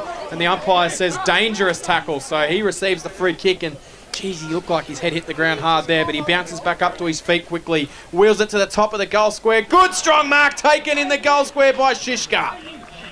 Terrific grab, James Shishka, and he'll go back and slot his third goal. He's not missing from the top of the goal square, Mick. It's good to see Shishka come back and play some good footy. Last couple of years, been hampered by that foot injury. Had a good pre-season, and his season so far has shown that he is one of the premier forwards in the competition. Yeah, it's a coach killer. Eaglehawk were about to go to a one-on-one inside forward 50, and 10 seconds later, it's a goal to James Shishka. He puts it through for his third, and Strathfieldsaye marching back into this one. 4-5-29, they trail it by 10 points. The Borough 6-3-39, the score sponsor. Don Smallgoods is good. 43 goals on the year for James Shishka, taking him to within 8 of Ron Best, leading goal kicker at the moment in Pat McKenna. And Pat McKenna not playing today and maybe not going to be featuring for the rest of the year either by sound, so he might be a smoky, Mick. Smoky, maybe, yes. 3-1 in this quarter in favour of the Strathfieldsaye Storm. 10 points the difference. 20 minutes gone, second term. In the middle, Ben Thompson was dispossessed. Mallon gets the loose ball. Hand pass to Billy Evans. He's tackled by Colossi spectacularly, but Evans still got the hand pass out somehow to Mallon. Kick to half forward. Good turnover. And Jai Chambers has the footy for the Strathfieldsaye Storm across half back. A short one across the ground to Hunter Lawrence. They switch to the outer side wing. This is an audacious kick, but it's to space. It's bouncing. Wheeler was very courageous, that's for sure. But Blandford got the ball. He slammed it on the boot. Deep inside 50. Jonty Neves stood up tall, did well. Langford, a hand pass, and Eaglehawk are out across half back. They are. Davis marks it underneath the scoreboard. Still down in the middle of the ground as well. Is Eaglehawks. The umpire's going to call a halt to play. Noel Wheeler down, clutching at his ribs. Featherby, to give the viewers at home or listeners at home a bit of an indication, it was an absolute beeline for the ball by both players. Both players hit the ball hard. Both players will end up coming off the ground and seeking attention. We'll get Steve Navard at ground level to have a look at when they come off, because Featherby's about to come off in front of us. Geez, that was a a real good old-fashioned, just two players hard at the footy. Looks like Wheeler's going to stay on the field, so he gets up rather gingerly, but he's going to push on. Featherby's just come off. Good contested footy that was. So we'll resume footy with Lewin Davis, who will chip the short pass centrally to Billy Evans. Evans with a nice little pass. Mark taking Ben Thompson. Handball's off to Wheeler. He's miraculously recovered. He sends a lovely ball inside forward 50 to Bailey Isley, who takes the mark 15 metres out, slightly to the right of goals. But for someone that was down crutching at themselves only moments ago, he got that ball on a good speed there, Mick Delaney. Yeah, very impressive by Wheeler. Here's the designated ball user coming out of defence for Eaglehawk and just pinpointed a nice 50-metre laser into the chest of Isley, who's looking at his first. Tough as nails, as they would say, the old saying. So he'll line them up, 15 metres out. Tough kick from the left-hand forward pocket for Isley, and the kick goes straight through the behinds for a minor score. So they waste an opportunity to get a goal back after Storm have kicked the last two. 4-5-29, playing 5-10-40, 11 points the margin. The score sponsor is Bendigo Bearings. Lawrence receives the kick in from Chambers. Isley kicked 4 goals last week. That's his first score today. A blemish though. His kick now comes up to centre wing, no good, and Langford, well, he took the intercepting grab, so he's got it for Eaglehawk. Player loose, James Coates-Moore, right in front of our broadcast position, with thanks to our sponsor, Bendigo Truck Centre. Kick to half forward for Eaglehawk. Turnover, Lawrence, bit of a wobbly one, up towards Simpson. Ball fisted away from him. Langford has been impressive in defence. Billy Evans, equally so, in the middle. Hand pass to Donut. He gives it then to Mallon. Mallon inside 50, drives it to the pocket. He wants Isley. He finds the boundary line and gives the Borough a second crack at it. 25 metres out from goal. Left forward pocket. Tannery Lane end. Eagle need a goal. Strathfieldsaye outscored them in this term 3-1. Yeah, they still lead by 11 points though, Father Jackson Saunders, so I think they'd probably be the happier of the two sides at the moment. Throw in. Knock down Isley. Evans picks up the footy, gives it off to Ben Thompson, who is going to get a look at that goal he just mentioned. But he's put it across the face for a minor score. 41 plays 29. Steve Navort at ground level. Blandford looks fine. He's about to go back onto the ground just as I speak. Ben Thompson has kicked 1-1 today. Kick in from Strathfieldsaye, forthcoming. Charles Dole has that assignment. He kicks for the Storm all the way to half back. Not too effectively though. It's taken back by Lewin Davis to Joel Mallon. Hand pass to Donner. Hand pass over the top to Ben Thompson. He ducks, he weaves. Hand pass goes astray. Lanfranchi's kick smothered off the boot. Ricochets up towards centre half back. Chance for Sam Thompson at half forward for the Borough. Joel Mallon gets the ball. Free kick though off it, and it's going to Eaglehawk. It was Sam Thompson who very courageously put his head over the football, takes the free kick, slams it long and deep, inside 50, and mark has been taken by Mifsford about 15 metres out from goal at most. And Jack Misford, who has kicked 2 behinds today, has a chance for his first major. Well-renowned goal kicker, 14 goals in 4 games. He is a very talented footballer, is Misford. Couple of changes too. Jack Thompson comes back on, replacing Lewin Davis for Eaglehawk. Kick off the right boot from Misford. He's having a dirty day so far in front of the big sticks. That's his third behind. And that is costly for the Borough. 5-12-42. Strathfieldsaye 4-5-29. He's had a couple of looks at it. Storm bring the ball back into play. It was Lawrence that chipped the short pass into his right forward defensive pocket where he found his captain. Ratcliffe will slam it down the line, but it was well read here by Eaglehawk. Neves plays. When he got him in the tackle, just got the handball backward. It was the outlet option in Jack Thompson, who gives it to Tommy Bennett. Tommy Bennett further forward, finds into the hands of Eaglehawk here. They'll look to go inside forward 50 from Oscar White. He's just going to launch one to the top at the goal square. Says get underneath that, some of our forwards, and Jack O'Shaughnessy almost did it. Spills off hands and out of bounds for a boundary throw in left-hand forward pocket. Jack Donitz has come off the ground as well. Steve Navort, he was down on the ground for a while there in that last passage of play. I think he just copped one as he gave the ball off and he looked a bit sore, but it looks like more of a leg injury, so not quite sure what's happened there. I'll keep an eye on it. Leicester opposes Isley. They get it out the Storm. Long kick up into the centre. Comes back, though, to Eaglehawk. James Coatesmore, kick no good. Turnover. Chance across half-back. Dole, his kick goes up towards centre wing. Great effort for Eaglehawks. Aidan Hanley.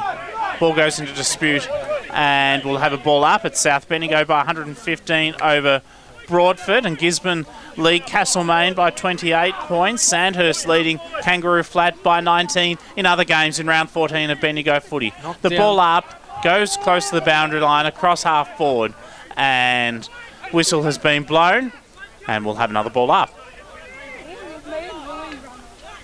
So across left half forward, Sheepwash Creek end, Strathfieldsaye press forward. Hosking did everything, took it out of the ruck. Hand pass wasn't so good though. No one's getting clean hands to it at the moment. It's scrappy at the present time as the ball goes out of bounds right in front of us. He was pressured there, Jai Chambers. Siren blasts for the major interval, and it's Eaglehawk 5-12-42, leading by 13 points, 4-5-29 in a quarter where Strathfieldsaye kicked 3 goals to 1. I would say siren blast. It's a rather bleak kind of siren here at Strathfieldsaye, isn't it? It's not a very loud one compared to some of the ones we're used to around the grounds, Father Jackson. I agree. It was a bit of a whisper is how I'd describe the effect of that siren, but I think it's a welcome relief for Eaglehawk because Strathfieldsaye, as I said, 3 goals to 1 in that term. James Shisker with 2 of them, Archer Lancaster with 1. They do have the momentum in this second term, which they'll carry into half-time. South Bendigo 14-6-90, Broadford no score. It is Gisborne 5-3-33, Castlemaine 1-3-9, and Kangaroo Flat 2-4-16 to Sandhurst 5-4-34 in other games in a Bendigo footy. Quarter-time score from the MCD FNL as well. It was Harcourt 10-5-65 to Denali 2 straight 12. And it is also North Bendigo leading Heathcote by 7 points nearing half-time in the Heathcote League, and at half-time Colbinaban 5-9-39 to Huntley 3-1-19. And Inglewood 7-10 lead Calaval 4 goals 3. As well, thanks to Paul Wicks, the MCDFNL president, Navarre 6-1-37 leading Newstead 3-1-19. The second half to come from Tannery Lane. It is Strathfieldsaye and Eaglehawk in an enthralling battle between the reigning premier and the team currently on top of the ladder. Local footy, the place you want to be. It's Fresh Life. You know what's better than a Big Four bank? A bank that's bigger for me. Bigger for making my money work harder. And helping my business make it. Bigger for helping us to buy a home. Bigger for the community I care about. My bank is bigger for what matters most. As one of Australia's most trusted banks, millions of Aussies know that Bendigo Bank is bigger for them. And we're bigger for you. Bendigo Bank, the better big bank. My name is Daniel Bowman. I'm a cladding supplier. The company name is Architectural Cladding Supplies. We manufacture, produce basically any cladding sort of available that can be rolled out of a soft feed colour bond material. We target roofers, cladders, builders, really anyone that wants to sort of get involved with this type of cladding. We try to be a bit of a one-stop type roofing shop. We have all of them and some that the others don't have. We educate people how it's done and we sort of get it out there and make it happen. G'day everyone, I'm the Suburban Footballer and I'm here to tell you to download the Local Footy Hub app. Inside this one-stop app, you will find live scores, fixtures, ladders, leading goal kickers and best players, game replays and highlights, latest news, player and coach interviews, shows, podcasts, and full team and player statistics. Actually, can I stop you just there for a sec? It says for all your team and individual stats. Like just for argument's sake, if someone at my work got on the app, could they see how many possessions I'd had the week before? Oh, they can. Oh, I reckon, like, do you really need that? Footy's a team sport. Who cares about individual statistics? I reckon the rest of the app is great, can't fault it. But just get rid of that individual statistics bit. I mean, who cares? Download the Local Footy Hub app. Everything you need, all in one app, including individual stats.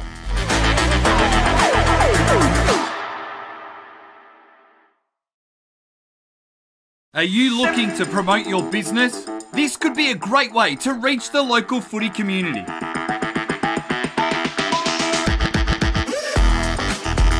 How do we get your name out there? we can provide banner and native advertising in our news feeds and socials, reaching thousands of people every week.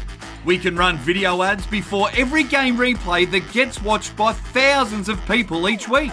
We can run promotional videos like this one about your business during quarter time breaks for all of our live stream games. Contact us now to find out how you can book a trial.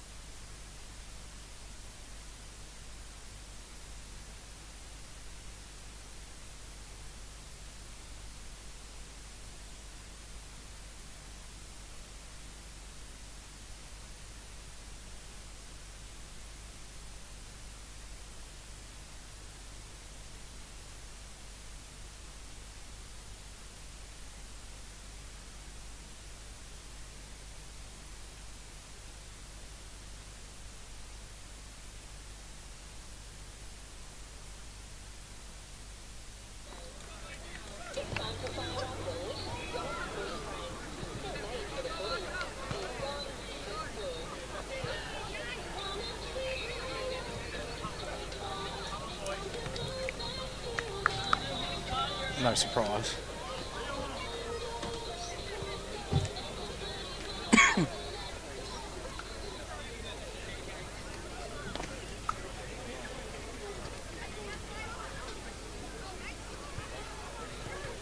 Local footy, the place you want to be. It is fresh live, and we are at Strathfieldsaye, Tannery Lane, round 14 of the Bendigo Football Netball League. Radio live on 101.5 FM in Bendigo and across Central Victoria.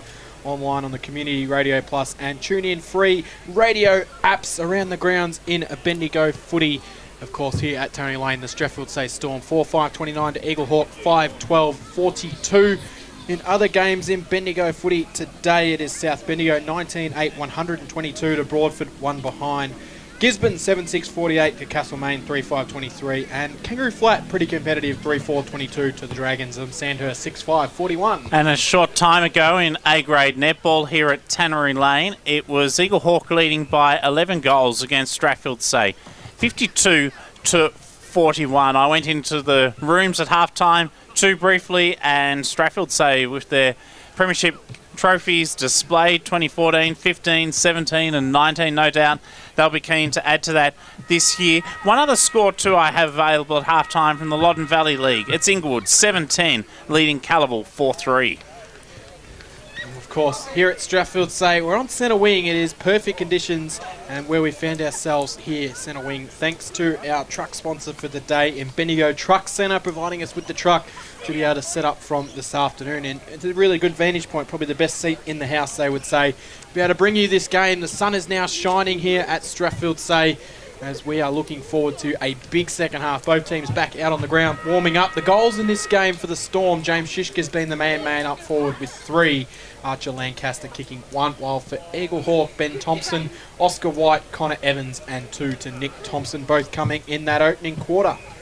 Better players for Eaglehawk so far in this clash. I know Wheeler has been excellent down back. I've really liked Billy Evans with his hard ball gets throughout the ground. Charlie Langford in defence has been solid. Joel Mallon has had a stack of the footy in all parts of the ground. Nick Thompson with his 2 goals, particularly in that first quarter, set the tone well for Eaglehawk, and I would add Jack Thompson as being amongst the best so far for Eaglehawk. Jackson Leahy and Clossy leading the way for Strathfieldsaye inside. Interestingly enough, when Strathfieldsaye started to stick their tackles in that quarter, the momentum started going their way. In the ruck, Hosking has done a pretty good job today against Heath. Heath dominated last week against South Bendigo, has quelled his influence today. Shishka looking dangerous up forward, and even though he hasn't touched the ball a lot, I really like Tice Griffin's work rate.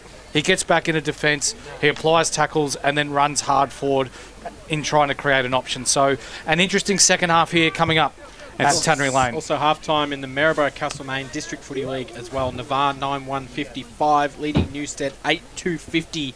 It was a good game of footy in the Maryborough Castlemaine League. It's known as the Premiership Quarter for a reason. The third quarter is commencing now. 13-point lead to Eaglehawk. Local footy, the place we want to be. It's fresh live. Here's Cameron Power. Go either way this half. Ben Thompson gets the first kick of the half, which is a clearing to kick up towards the top of the 50, but it's marked by Pat Blandford for the Strathfieldsaye Storm. Good crowd in attendance here as well. Blandford runs his allocated distance and didn't like what he had further forward to kick to, so he gave the handball off to a teammate who sent it out wide to Jackson Lay. Hugs the boundary line, and eventually Joel Mullen will take him over. And we'll get a boundary throwing right in front of our broadcast position here, where we're located thanks to Bendigo Truck Centre, our truck sponsor for the day. As the ball will be tossed back in, right in front of our broadcast position. Front position, Heath in the ruck contest. Ben Thompson is tackled. He can't get it out, and so we'll have a ball up. 5-12 plays 4 goals, 5. Inside the opening minute of this third quarter, ball's thrown up in the ruck contest. Heath taps it down. Lewin Davis loops the hand pass over the top. Clever tap, unselfishly by Mallon to the advantage of Sam Thompson. He toe pokes it into the centre circle. It's scrappy though. Neither side can get clean possession. An exceptional tackle there by James Coatesmore. A stoppage, ball up right inside the centre square. One of the youngsters from Eaglehawk come to the under-18s program as James Coatesmore's played every game in the seniors this year as the ball hits the bottom of the pack. Davis tracks after it. He managed to tap it out in the direction of Bennett, who just found some space to get it back to Oscar White, who was tackled, but he managed to kick it as he was tackled. but the kick will be intercepted by Pat Blandford, who's taken his second intercept mark this quarter. Interestingly enough, Pat Blandford and Bennett are playing on each other, and they're both loose men behind the ball. Paddy Blandford with a short pass. Finds its way into the hands of a teammate here who will send it wide for Strathfieldsaye. It's Jai Chambers.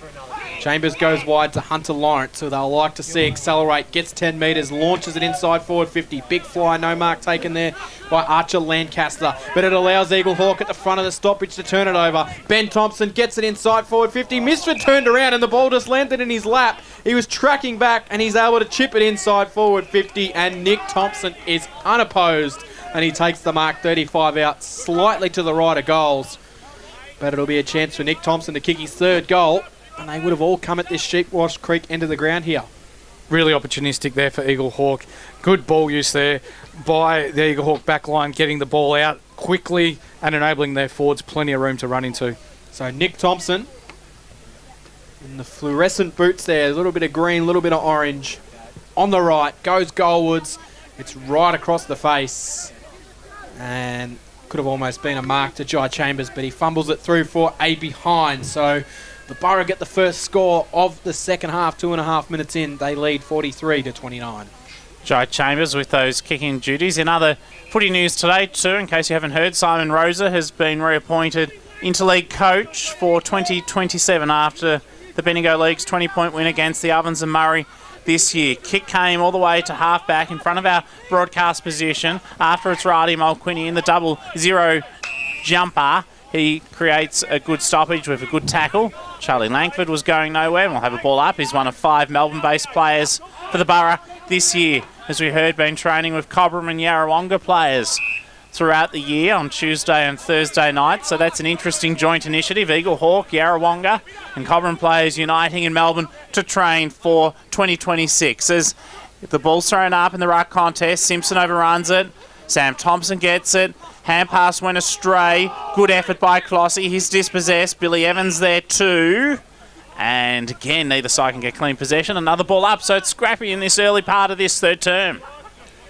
And it is. We'll get a ball up right in front of us. Broadcast position. Couldn't ask for a better spot to call the footy from at the moment. Ben Thompson couldn't quite take it cleanly, but he dived in on top of it, won it on the second attempt. Handball stolen by George Simpson.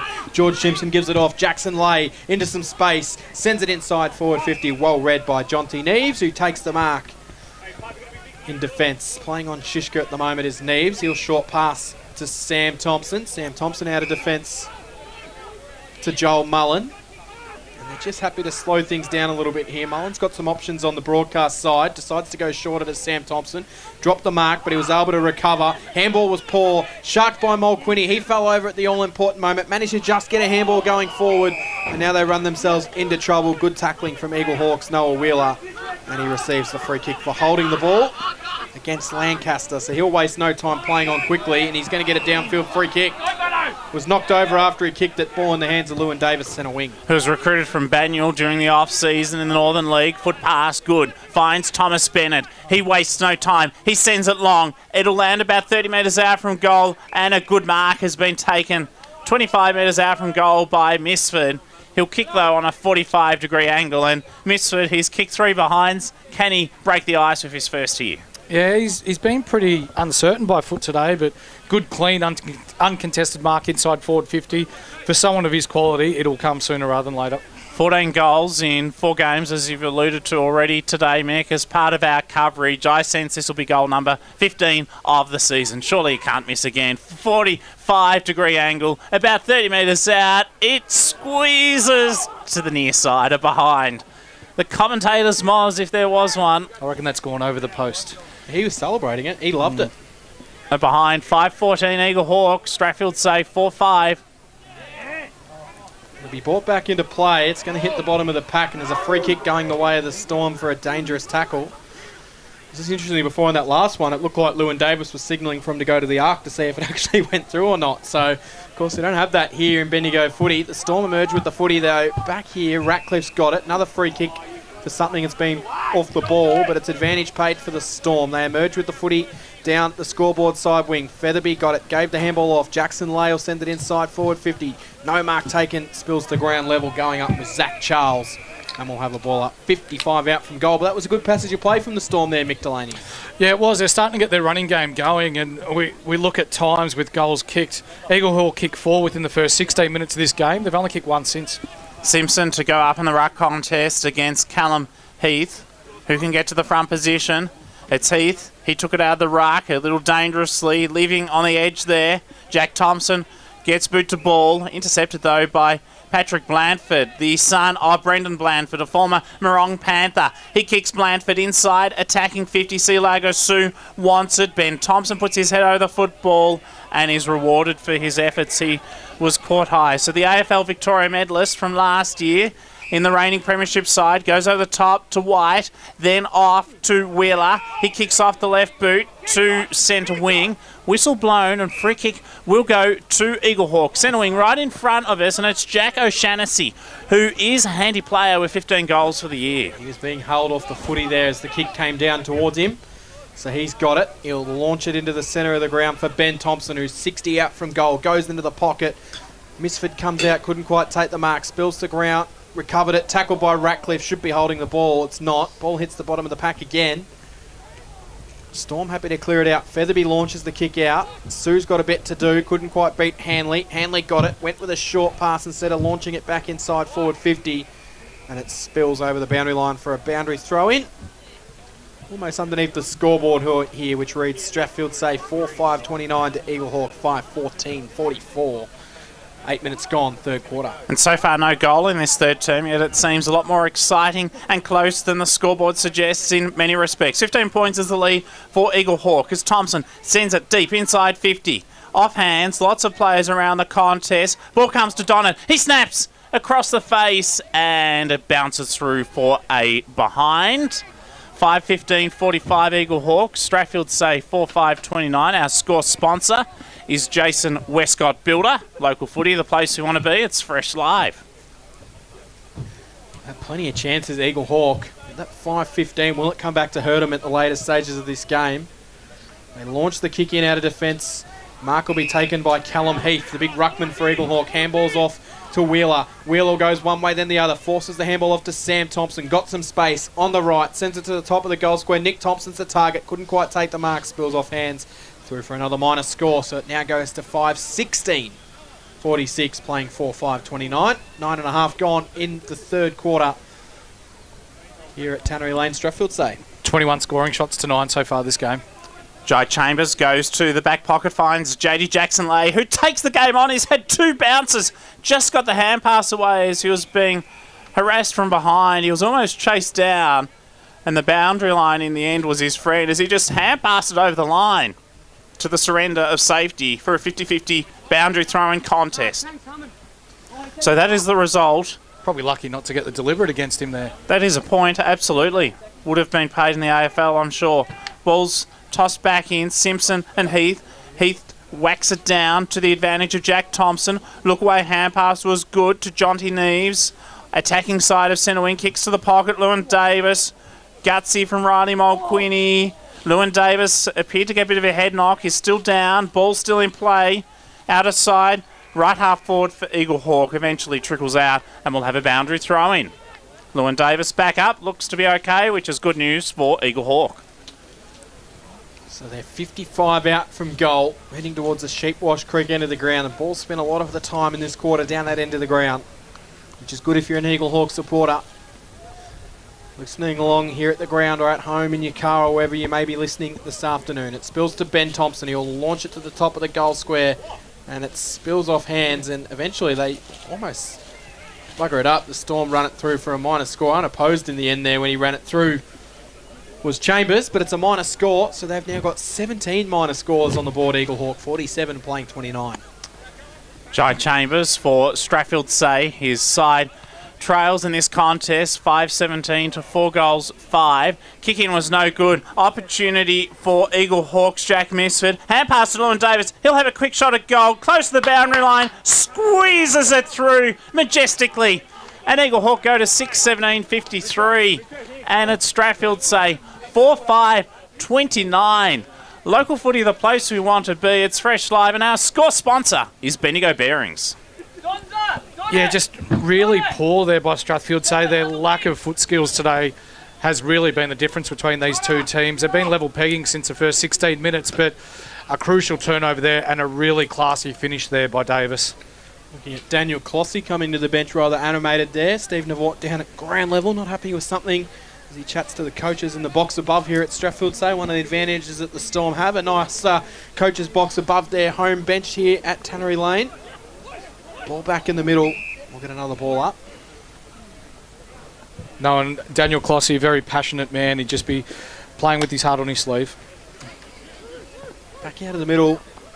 Davis emerges with the footy. Handball missed its intended target, but Sam Thompson was good enough to V-line it. He's tackled straight away by Riley Mulquinny. So we'll have a repeat ball up. Back in the centre here at Tannery Lane. Umpire wastes no time throwing it up. Mullen tried to go through for Eaglehawk. He couldn't quite take it cleanly. Wilson picked up the footy. Was tackled straight away. Little toe poke out of there from Hall. Worked out to Mulquinny. Just handballed it forward. Knocked backwards the other direction rather cleverly. Came towards Davis. Davis out to Jack Thompson, who ran straight into the tackle of Darcy Mulquinny. The umpire said he got him high. Rather unlucky, I reckon, there to give away the free kick. Quick handball from Thompson to Davis into the pocket. Thompson leads out at it. That's Nick Thompson. He couldn't quite take the mark. One of 4 Thompsons out there for Eaglehawk. The only one of them that's not related to the other 3. Kick down the line. Strathfieldsaye player in front of it will receive a free kick. It was Darcy Mulquinny, who was dealt with after he had tried to take the mark. Hunter Lawrence has gone down behind the play, non-contact.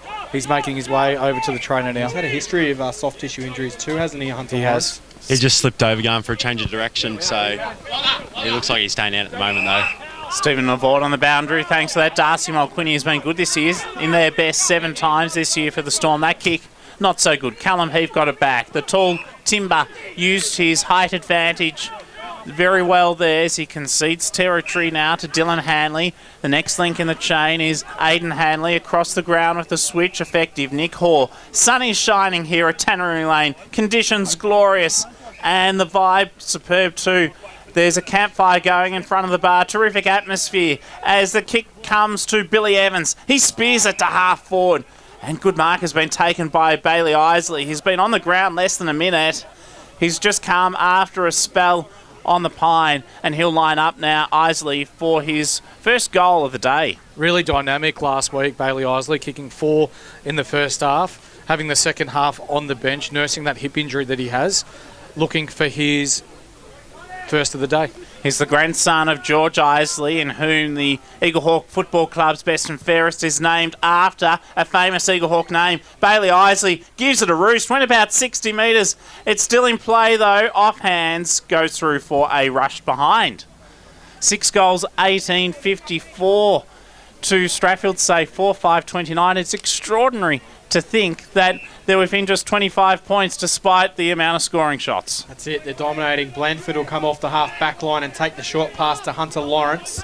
So Lawrence has got it in defence for the Storm as he's forced to throw things up. Half time in the Maryborough Castlemaine League. Harcourt 16-9, 105 to Denali, 2 straight 12. Kick down the line, knocked away by Jonty Neves, picked up by Oscar White, who's tackled straight away. Of course, in that Maryborough Castlemaine League game, Harcourt coming off a shock loss last week to Talbot, and now they're responding, putting Denali to the sword in that game. George Simpson takes it out of the ruck as he handballs off to a teammate who found his way through some traffic. Went looking for Mulquinny, couldn't quite take it. He might have been held off the footy. Umpire says play it on. They'll dive on top of it. In there as well is Lancaster. The umpire says we'll ball it up right in front of the Strathfieldsaye bench here. Jeff Andrews watching on from above. Heath knocked it down. Got it back, a bit of volleyball style. Then he found Sam Thompson, who gave it off. They'll run through here. Inside forward 50 kick from Wheeler is not to the advantage of Thompson. Intercept mark, Hunter Lawrence. He did well, Lawrence. His kick to half back finds Ethan Featherby. He elects to play on. Kicks to centre wing, scoreboard side. Couldn't find a target. Eaglehawk defend well. Sam Thompson in the vicinity. Free kick for a trip will go the way of the Strathfieldsaye Storm. And we'll just wait a moment. Land Frankie there aiding his teammate who's a bit winded. And it's taking a long time for him to get up, but that he does. Tice Griffin, one of those junior excitement machines, Mick Delaney, who's got a bright future ahead of him. He's got a massive future ahead of him. I think he's copped a high one. He'll be coming off with the blood rule with the claret streaming from his nose. So the score here at Tannery Lane, Eaglehawk 6-18-54. They lead Strathfieldsaye 4-5-29, and we've played almost 17 minutes in this third term of this round 14 clash. Just waiting for Tice Griffin to come off Steve Navard at ground level. Seems since quarter time that pressure of the game's really gone out of the game as the blood streams out of the nose there of Tice Griffin. So we'll restart play with the ball back in the middle of the ground. The Storm will send the kick wide. It'll be marked by Ratcliffe in the centre. Plays on. Launches it inside forward 50. Needs a target to get there in Sue. It was knocked away from him though by Langford. And it's actually kept alive. Langford has to then handball backwards to Neves. Neves under pressure in the goal square. Short little handball was good to Bennett. They've worked themselves out of that rather magnificently. Bennett short pass to Hoare. Terrific from Eaglehawk. They could have easily ran that ball out. But they keep it alive and they get the result thereafter. They do. Hoare hugs the boundary line with the kick in front of our broadcast position. O'Shannessy out-muscled beautifully by JD Jackson-Lay for the Strathfieldsaye Storm. In front of our broadcast position with thanks to our sponsor, Bendigo Truck Centre. Jackson-Lay, long and deep, up to the Tannery Lane end. Lots inside attacking 50. Zach Charles was one of them. Cielago Sue also. But the ball went into dispute, and we'll have a ball up 40 metres out from Strathfieldsaye's goal. Ball's thrown up. Simpson taps it down. Clossy runs onto it. Can't kick the ball cleanly, though. Comes now to Riley Wilson, the vice skipper. His kick across the face, no good, and Charlie Langford does well, and he'll look to clear for the Borough from the back pocket. Langford's been busy in the last few minutes of this quarter. He takes the mark on the right, wheels it out of defence for Eaglehawk.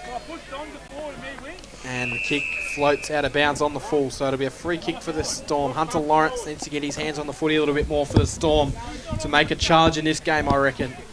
Key player for this Strathfieldsaye outfit. Can he nail a kick inside forward 50? It looked horrible off the boot. It was a low floating kind of, I don't know what to describe that kick, as Mullen clears it out of there for Eaglehawk. Comes up at it, Evans, bounced away from him, picked up for the Storm, knocked further forward by Wilson. Not taken by Mulqueeney, but now they've got a second chance to pick it up. Lancaster ran himself into a bit of trouble, and he'll get pinned holding the ball. Two Eaglehawk players there to get him. Noah Wheeler will be the one that receives the free kick.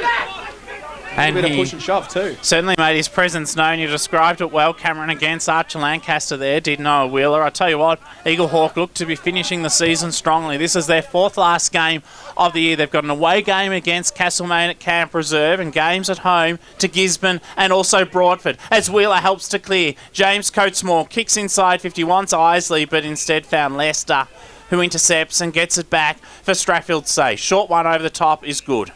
And finds JD Jackson-Lay. With VFL experience, there's a lot of emerging stars here for Strathfieldsaye. They hope 2026 is their year, but Eaglehawk, the reigning premier, are challenging today. Kick goes out wide.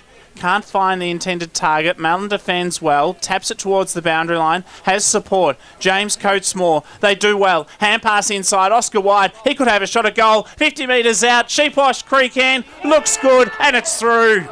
Eaglehawk 7-18-60. They advance to a 31-point lead against Strathfieldsaye.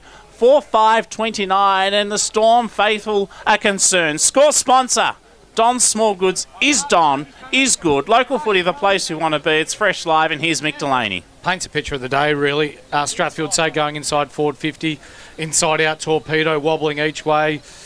No good for the forwards leading up at the ball, whereas at the other end, you just get clean ball use, and White for his second of the day, finishing from outside 50. Been impressive, Oscar White. 6 last week, 2 to go with that today. In form at the moment in the Bendigo Footy League. It's a good time of year to be hitting form. Clossy takes it out of the middle. Torpedoes it inside forward 50. Shishka comes out at it. Hard to mark the ball when it's kind of floating like that inside forward 50. Spinning the way it did. Knocked off hands. Mulqueeney tracks after it for the Storm. He couldn't quite take it. Picked up for Eaglehawk, running himself into a little bit of pressure there. Will be Hoare.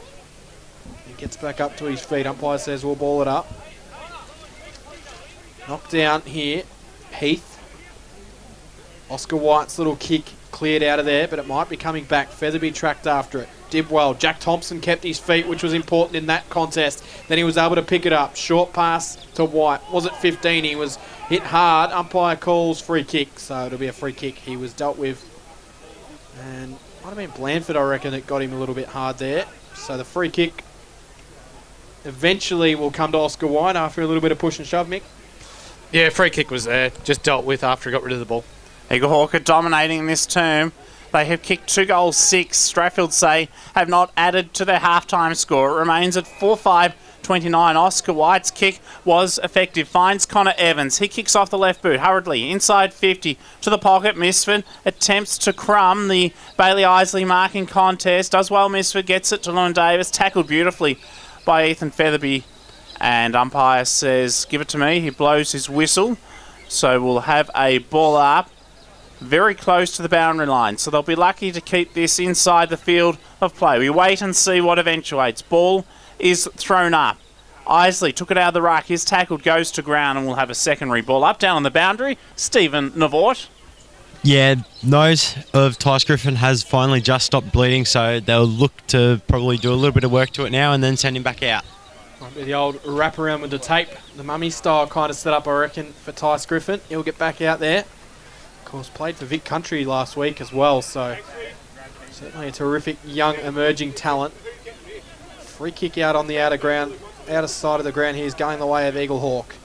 As the sun shines out on that far side of the ground, players have got their eyes up, hands up to try and cover their eyes from the sun. Kick shallow inside forward 50, no mark taken. Ball hits the bottom of the pack for a ball up. Still bottom age, under 18s, is young Tice Griffin. Plenty of potential in his game. Yeah, dominating at Pioneers level as well. We'll get the ball up. Blandford didn't get boot to the ball. Umpire lets it play on. It just feels like the kind of sting's gone out of this one in the last few moments, Father Jackson. Quite possibly, however, I'm excited by the wattle there on the outer side. It's a sign of spring and finals footy just around the corner. Oscar White snaps off the right boot. He wants Jack O'Shannessy near where that wattle is blossoming at the moment. Hand pass comes now to Ben Thompson. Flying shot at goal. He's missed. The behind. I just can't believe the inaccuracy of the Borough. 7-19-61 now to Strathfieldsaye 4-5-29. They could have buried Strathfieldsaye. 24 minutes gone in this third term. Our score sponsor is Jason Westcott Builder. Local footy, the place we want to be. It's Fresh Live. 26 scoring shots to 9 this game. Hunter Lawrence and Lockie Ratcliffe's stats might be boosted a little bit from all the kick-ins that they've had today, I reckon. Mick? Yeah, I don't like counting them as stats because really you're getting the ball handed to you, but yeah, they've had their work cut out for them today. I won't name names, but there's certainly some players that just love getting a kick in because it's a stat next to their name.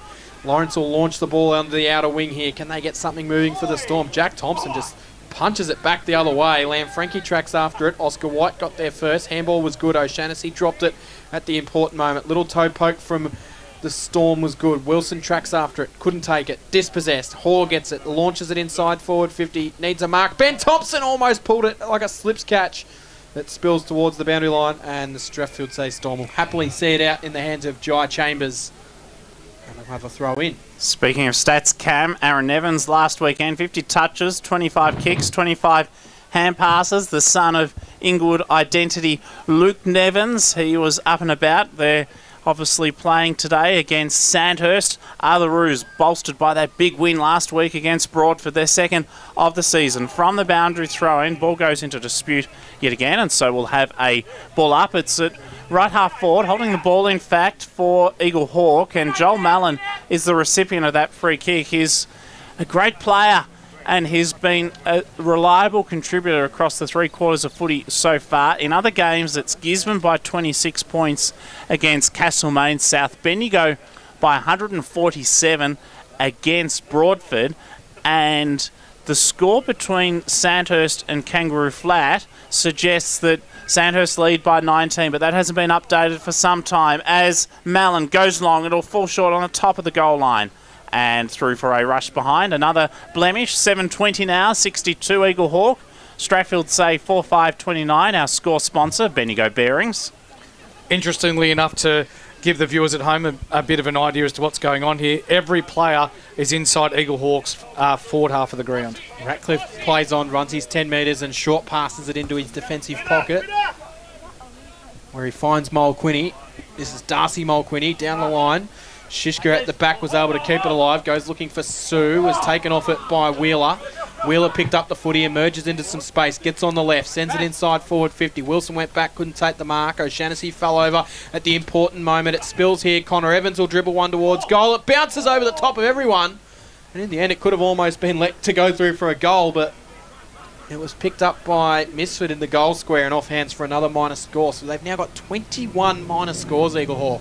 7 goals, 21. I don't think I've seen a scoreline like this for quite a while, Father Jackson. No, I haven't either. Lachlan Ratcliffe goes to Charles Dole, chips over the top, effective. Jai Chambers plays on immediately, goes to half-back, broadcast side, wants Zach Charles, skid through his fingertips. No, Wheeler dispossessed. Iliga Sue was good, and he's been rewarded for his effort. Penalty for holding the ball, and Noah Wheeler remonstrates with the field umpire, but that falls on deaf ears, so Iliga Sue has it.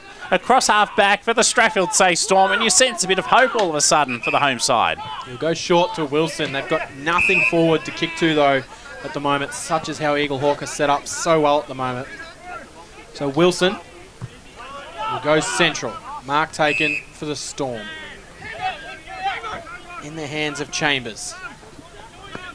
He's been good today. There's just nothing further forward for the Storm to go to get this fast-paced ball movement going. Chambers goes down. Sue got pushed off the footy. Oscar White read it best. Got it. Handball backwards to Neves, who was the outlet runner. Neves then launches it back to where it came. Getting to the front, O'Shannessy takes a strong grab. Nick Thompson's out in some space. He can get it out and set it in front of him. Thompson goes back. All eyes for the footy. Coming across was Ratcliffe to cover off that outlet. Thompson still managed to get Brute the ball into the pocket. Evans will take the mark. Connor Evans on the second attempt. Lester says, I got a hand on it. Umpire says, no, sir, no, you did not. And Evans will line him up on the boundary line. I reckon this might be one for the old snap around the body. Yeah, I reckon so. Benny Lester a bit stiff there, punching the ball away from Evans, and Evans claiming it on the second opportunity, but the siren's gone, which means he can't go around the body. He's got to be lined up and can't move off his line. What would they say in this situation, Father Jackson? He won't play on. Indeed. Unless the umpire says you stepped off your mark, then that technically classes and play Strathfieldsaye scoreless in this term. So Evans, kicked 2 in the first quarter, comes in on the right. In fact, he actually is going to go on the left, hard up against the boundary line. He makes it look easy. Connor Evans. None of this snap stuff. I'm going the drop punt from the boundary line, and it was magnificent. And there's a bit of push and shove down there as well. Might have been for the celebration afterwards, not 100% sure. Evans gets the goal to his name, his second of the day. And Eaglehawk lead it big time as we head into the final change. 8 goals, 21-69 to the Strathfieldsaye Storm, 4-5-29. A 40-point lead in what has been a Borough-dominated quarter. And, of course, as Father Jackson mentioned, they did not score that quarter, the Storm. South Bendigo by 153 points over Broadford. It is Gisborne 8-8-56 to Castlemaine 3-5-6-36. And it is Sandhurst 7-5-47 to Kangaroo Flat 3-5-23. That is three-quarter time. The final quarter to come here from Strathfieldsaye's Tannery Lane. Local footy, the place you want to be. You know what's better than a Big Four bank? A bank that's bigger for me. Bigger for making my money work harder. And helping my business make it. Bigger for helping us to buy a home.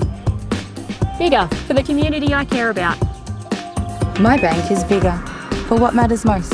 As one of Australia's most trusted banks, millions of Aussies know that Bendigo Bank is bigger for them. And we're bigger for you. Bendigo Bank, the better big bank. My name is Daniel Bowman. I'm a cladding supplier. The company name is Architectural Cladding Suppliers. We manufacture, produce basically any cladding sort of available that can be rolled out of a soft feed colour bond material. We target roofers, cladders, builders, really anyone that wants to sort of get involved with this type of cladding. We try to be a bit of a one-stop type roofing shop. We have all of them and some that the others don't have. We educate people how it's done and we sort of get it out there and make it happen. G'day everyone, I'm the Suburban Footballer and I'm here to tell you to download the Local Footy Hub app. Inside this one-stop app, you will find live scores, fixtures, ladders, leading goal kickers and best players, game replays and highlights, latest news, player and coach interviews, shows, podcasts, and full team and player statistics. Actually, can I stop you just there for a sec? It says for all your team and individual stats. Like, just for argument's sake, if someone at my work got on the app, could they see how many possessions I'd had the week before? Oh, they can. Oh, I reckon, like, do you really need that? Footy's a team sport. Who cares about individual statistics? I reckon the rest of the app is great, can't fault it. But just get rid of that individual statistics bit. I mean, who cares? Download the local Footy Hub app. Everything you need, all in one app, including individual stats.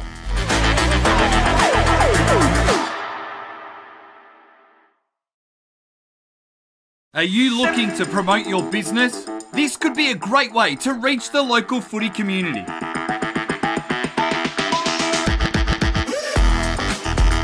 How do we get your name out there? We can provide banner and native advertising in our news feeds and socials, reaching thousands of people every week. We can run video ads before every game replay that gets watched by thousands of people each week. We can run promotional videos like this one about your business during quarter time breaks for all of our live stream games. Contact us now to find out how you can book a trial.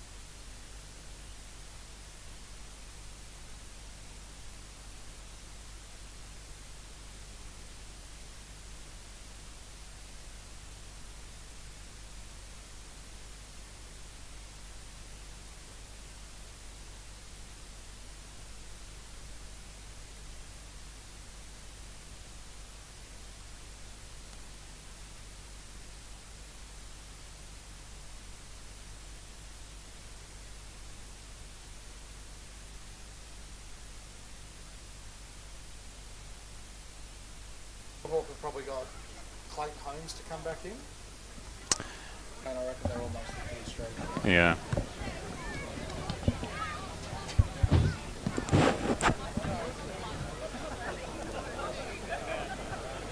Does he know he's got the light on?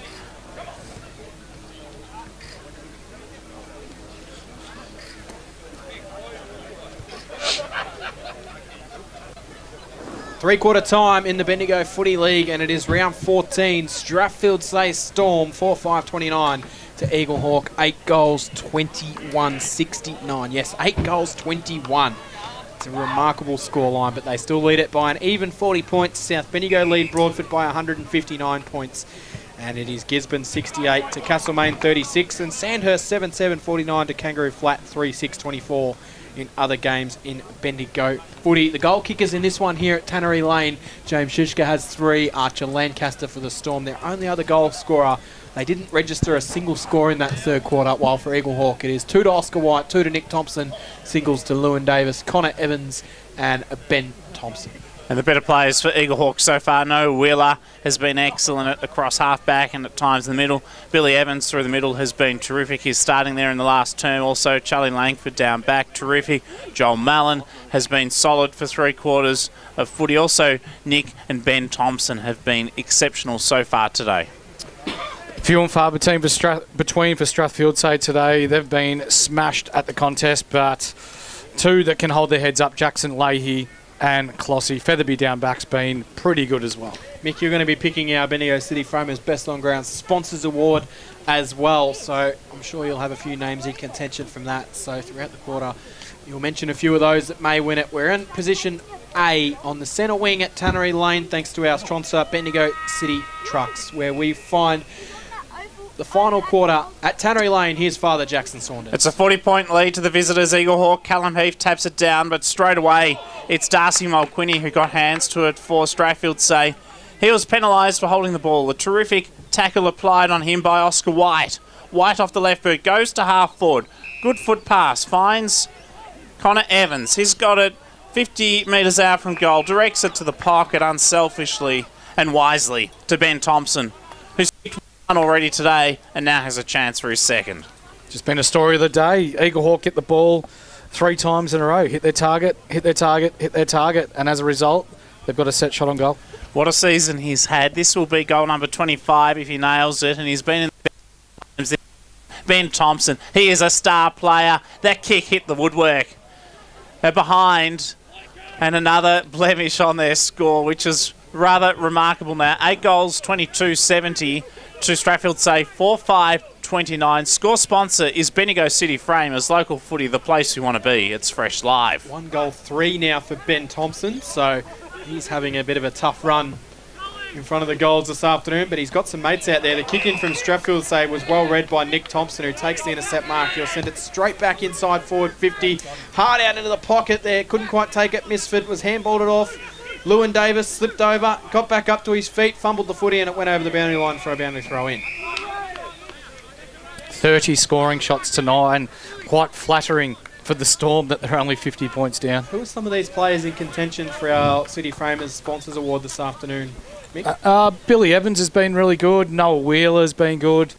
Connor Evans has been good. You can probably Lewin put a blanket Davis? over 6 players. Lewin Davis in the conversation?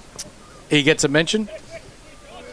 Boundary throw in. Good tackling from both sides. Leading the charge, Will Mays from Strathfieldsaye in defence. So ball up, 45 metres out from Eaglehawks home.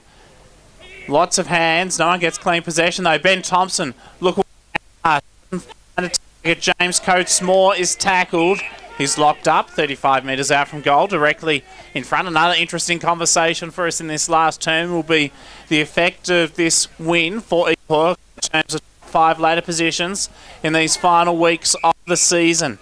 We're into the final month now, effectively, before the finals race begins. Free kick picked out in defence. It'll go to JD Jackson-Leigh, who clears over the top to Hunter Lawrence. How long, though, is the question. Connor Evans gets it back. Hand pass to Wide. He goes long and deep, up towards Misford, who takes the grab. 10 metres out from goal, maybe 15, on a slight angle.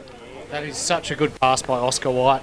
That ball's travelled all of 55 metres and kicked it to the advantage of Misford.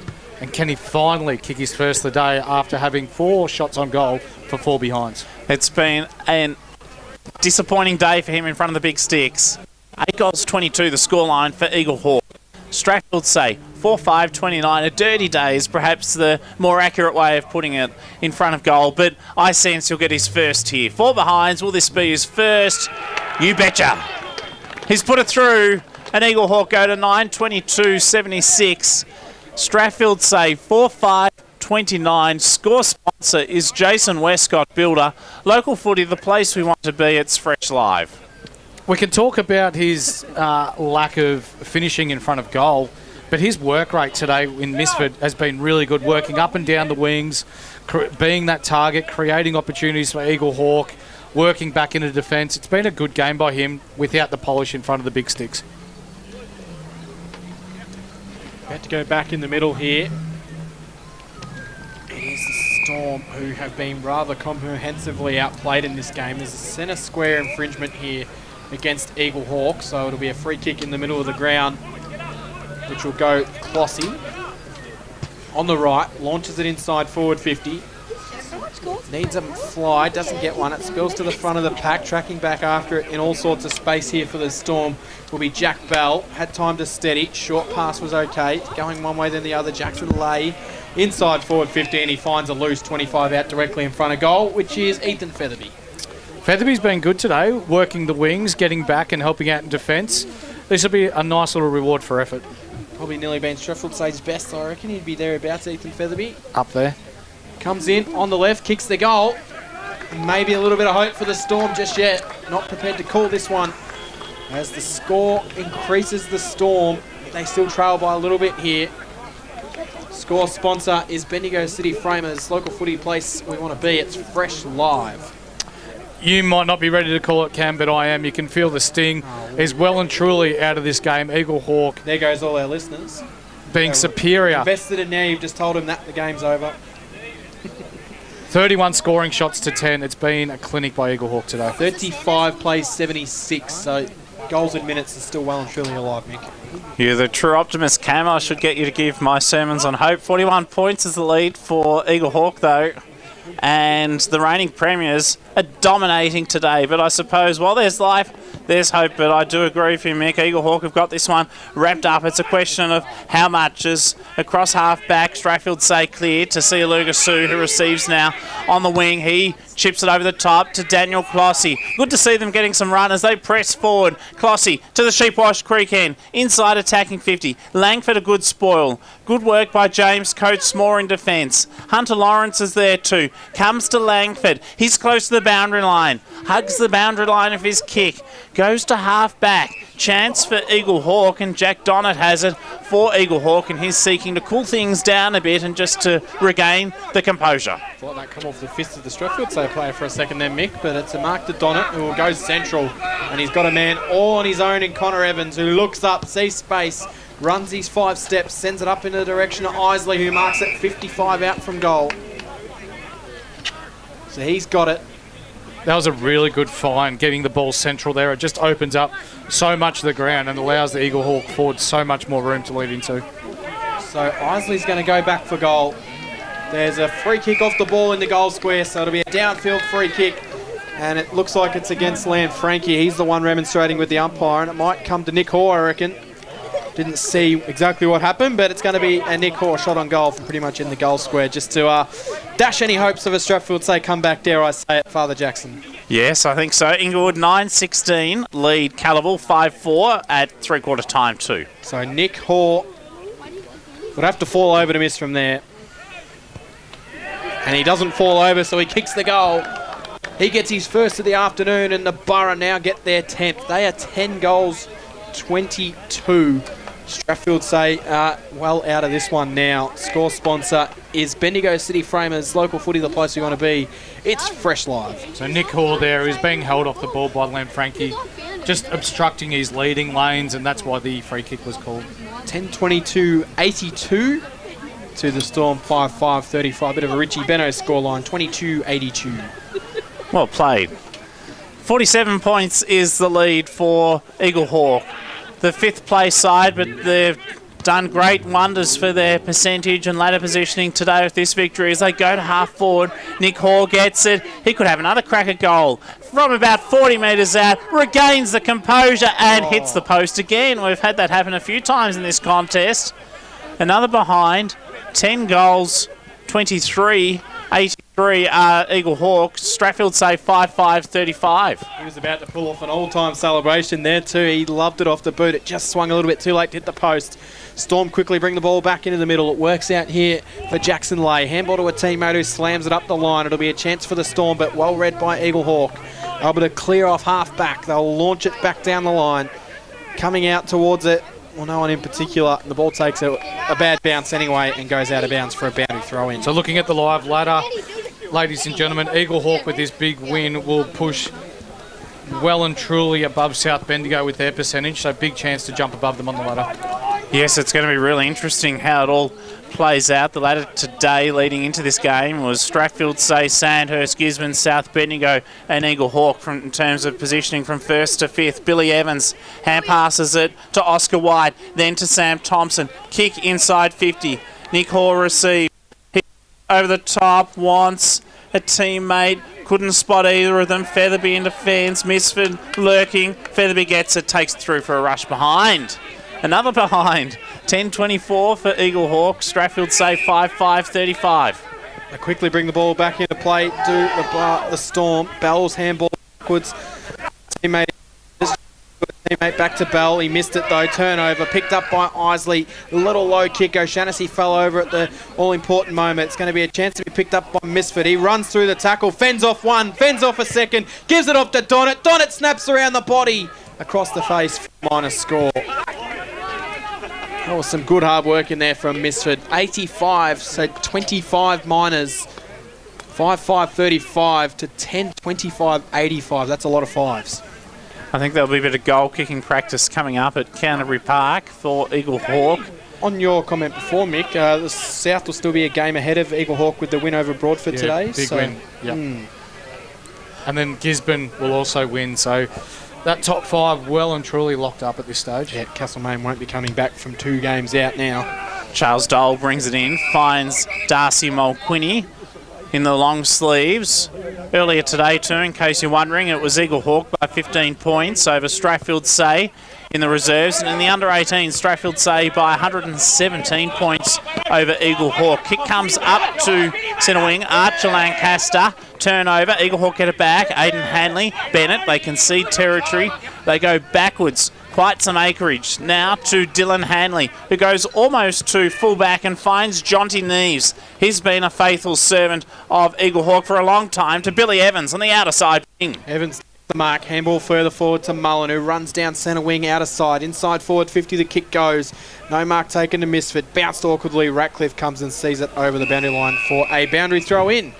11 and a half minutes final quarter, it's a 50-point lead to Eaglehawk. And Strathfieldsaye, well, they're not looking for it, my apologies, but it will be their second loss of the season. Their only loss prior to today was in round 3 against Gisborne by 35 points at Gardner Reserve. From the boundary throw in at half forward for Eaglehawk, Thompson feeds the hand, wants Billy Evans. He lost control of the footy. Darcy Quick's hand pass went astray too, close to the boundary line, whistle blown. Ball appears to have gone bounce, but tossed back in. Almost on the Eaglehawk, Tannery Lane end, to which Eaglehawk attack. Throw the ball. Knocked down. Out wide. Taken away here by Mulquinny. That's Darcy Mulquinny. Handball though ineffective. Ben Thompson got it to Joel Mullen. Mullen found some space on the right. Sends it inside. Misfit got caught behind. It's knocked towards the boundary line. Doesn't quite find its way there though. And we'll have a ball up inside forward 50. So we're inside the last quarter. Round 14 action. Bendigo Football Netball League season. Eaglehawk with 3 games to play after today. Gisborne at home next week at Canterbury Park. In the weeks to follow, they have Castlemaine at Camp Reserve and Broadford in the final game of the home and away season at Canterbury Park to round out season 2026. They're looking to go back-to-back in terms of premierships from the ruck contest. Jack O'Shaughnessy at ground level attempts to gather, can't do so. Good work by Lancaster. Creates a stoppage for Strathfieldsaye and will have a ball up. So deep into attack for Eaglehawk. But Isley went up in the ruck contest and he's been given a free kick. Good work by Bailey Isley. He was held on to. And he hasn't goaled today. He's looking for goal number 10 of the year. And he can stand up on the big stage. He did that last year in the grand final with 4 goals. And here he'll look to deliver for the Borough's 11th. Just been a really good all-round display by Eaglehawk today. Thoroughly smashing Strathfieldsaye at the contest and coming in for a well-deserved win here. Big win. The son of administrative stalwart Gerald Isley from Eaglehawk, Bailey Isley. It's a real family affair for the 2 Blues. The Isley family watch on with delight as Bailey puts this through.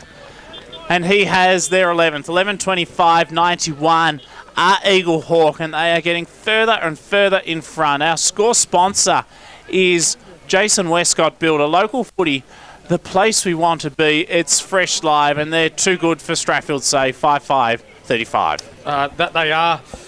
For the Strathfieldsaye coaching staff and the players, it's best you get a game like this out of the way before finals time. You'd rather have it now rather than when the season's on the line. So there'll be positives still to take out of this, but Eaglehawk far too good. Steve Navort at ground level, we'll get you to mention what the moods of the 2 benches are at the moment, because it certainly looks like very happy to Eaglehawk, and it looks a bit glim down on the Strathfieldsaye bench at the next stoppage. As the Storm emerge with the footy, they'll look to send it inside forward 50 from Blandford. Langford will track back and take the intercept mark for Eaglehawk. Strathfieldsaye bench just looks completely flat at the moment. All the players are pretty much sitting down, not much up and about, whereas Eaglehawk, it looks like a whole bunch of fun and games out there for them. Eaglehawk certainly enjoying their afternoon in the sun in Strathfieldsaye. It doesn't matter what side they put on the park, it's never easy to come to Strathfieldsaye and beat Strathfieldsaye, and probably as comprehensively as they're going to in the end here. Just holding the ball around in the back line, they'll launch a kick up the line, which will be marked by Thompson of Eaglehawk. This is Ben. Interestingly enough, Strathfieldsaye have played 39 players in their senior side this year. Thompson swings it out wide to Coatesmore, who will come further forward down the line. Mark taken by Jonty Neves. It's a lot of players to filter through. Jeff Andrews did mention pre-game in the chat that they need to have a list of about 40 players that are up to the standard of senior footy to be able to go on and push themselves, Mick. That's right. Strath handball the ball back. Fence here. So now Eaglehawk can try and steady. Stings right out of this one. Langford will swing it across the face. Mark taken by Hanley. I've liked his game this afternoon. Hanley goes to Hanley. That's Aiden to Dylan. 2 Hanleys, 4 Thompsons out there this afternoon for Eaglehawk. One of the Thompsons not related to the other 3 Thompsons, if that makes sense. The one that's not related slipped over right in front of us, which was Nick, and it'll be an intercept mark here for Jai Chambers. He did well, did Jai Chambers. There's lots of stories that can be written out of today's game. The 9-game win streak for Strathfieldsaye will come to a conclusion, and Eaglehawk are just dominating in every respect of this game as the kick from Leicester goes to half forward, high ball, gets to Zach Charles. He kicks off the right boot inside 50. No good though, turnover. Dylan Hanley gets it back. He goes across the ground and manages to find Jack Thompson, who goes to Oscar White at centre-half back for Eaglehawk. Bennett calls for it on the broadcast side wing, ignores him, instead goes short to Jonty Neves. There's some pedestrians on the outer side, by the way, who are watching the game on their Saturday afternoon walk, mesmerised on the other side of the highways. Riley Mulquinny gets the footy back. He drives it up towards half forward. He wants space, can't find anyone. Instead gets Langford of Eaglehawk. He gives it off, and Neves will help to clear for the Borough. And he will. He'll go down the line to a one-on-one contest. Over the head, it's taken by Nick Hoare, who keeps the ball alive. It's like there's been a head clash behind the play between Charles and the Eaglehawk defender, looking like Langford. 2 players down. Keep an eye on that one. At ground level, Steve Navort. The ball hit the bottom of the pack, and there's certainly some concern for these players behind the ball. We might get a stoppage in a moment. The ball up on centre wing. I thought you were about to say before, Jacko, that the pedestrians are in Strathfieldsaye jumpers. Well, no, I didn't go that far, but look, I was just admiring their enthusiasm watching the footy from about 100 metres away. Didn't have the advantage of binoculars as we do. Charles Dole's hand pass, no good. Ben Thompson gets it back, not for long though. Oscar White there, close to the boundary line and over and out. The other story emerging from today is that this will be Strathfieldsaye's first loss at home for season 2026. Eaglehawk, meantime, Stephen Navort up and about, and you've been watching it closely on the boundary. Bailey Isley just went up to the rooms and come back with some ice, and now he's got both of his hips iced up, so pulled the pin on him for the day. Yeah, I'm not surprised Eaglehawk. I reckon it's a management side of him this year to get him through the season. Really injury-riddled across the pre-season, hardly trained as the Storm will handball the way out of defence. Blandford gets into some space, gets a little kick into the middle of the ground. Be a one-on-one contest. Saluga Sue does well, but it was well read nicely by Hanley. Hanley goes backwards to Coatesmore. Coatesmore will swing the kick out wide. It's a good-looking kick across the ground that finds Jack Thompson, who marks it on the outer wing. And though Strathfieldsaye will lose today, I'd expect them to win at least 3 of their last 4 games. The only question mark for me is the game against Sandhurst in a fortnight's time. As the kick comes towards Mallon, and he got on the half volley, ball goes into dispute. So, Mick, they're also playing the 3 bottom sides of the competition, Golden Square, Kangaroo Flat and Broadford in the final month. They are. As the ball's thrown up in the ruck contest, Nick Hoare gets it at ground level, off the deck. Hand pass inside is good, finds James Coates.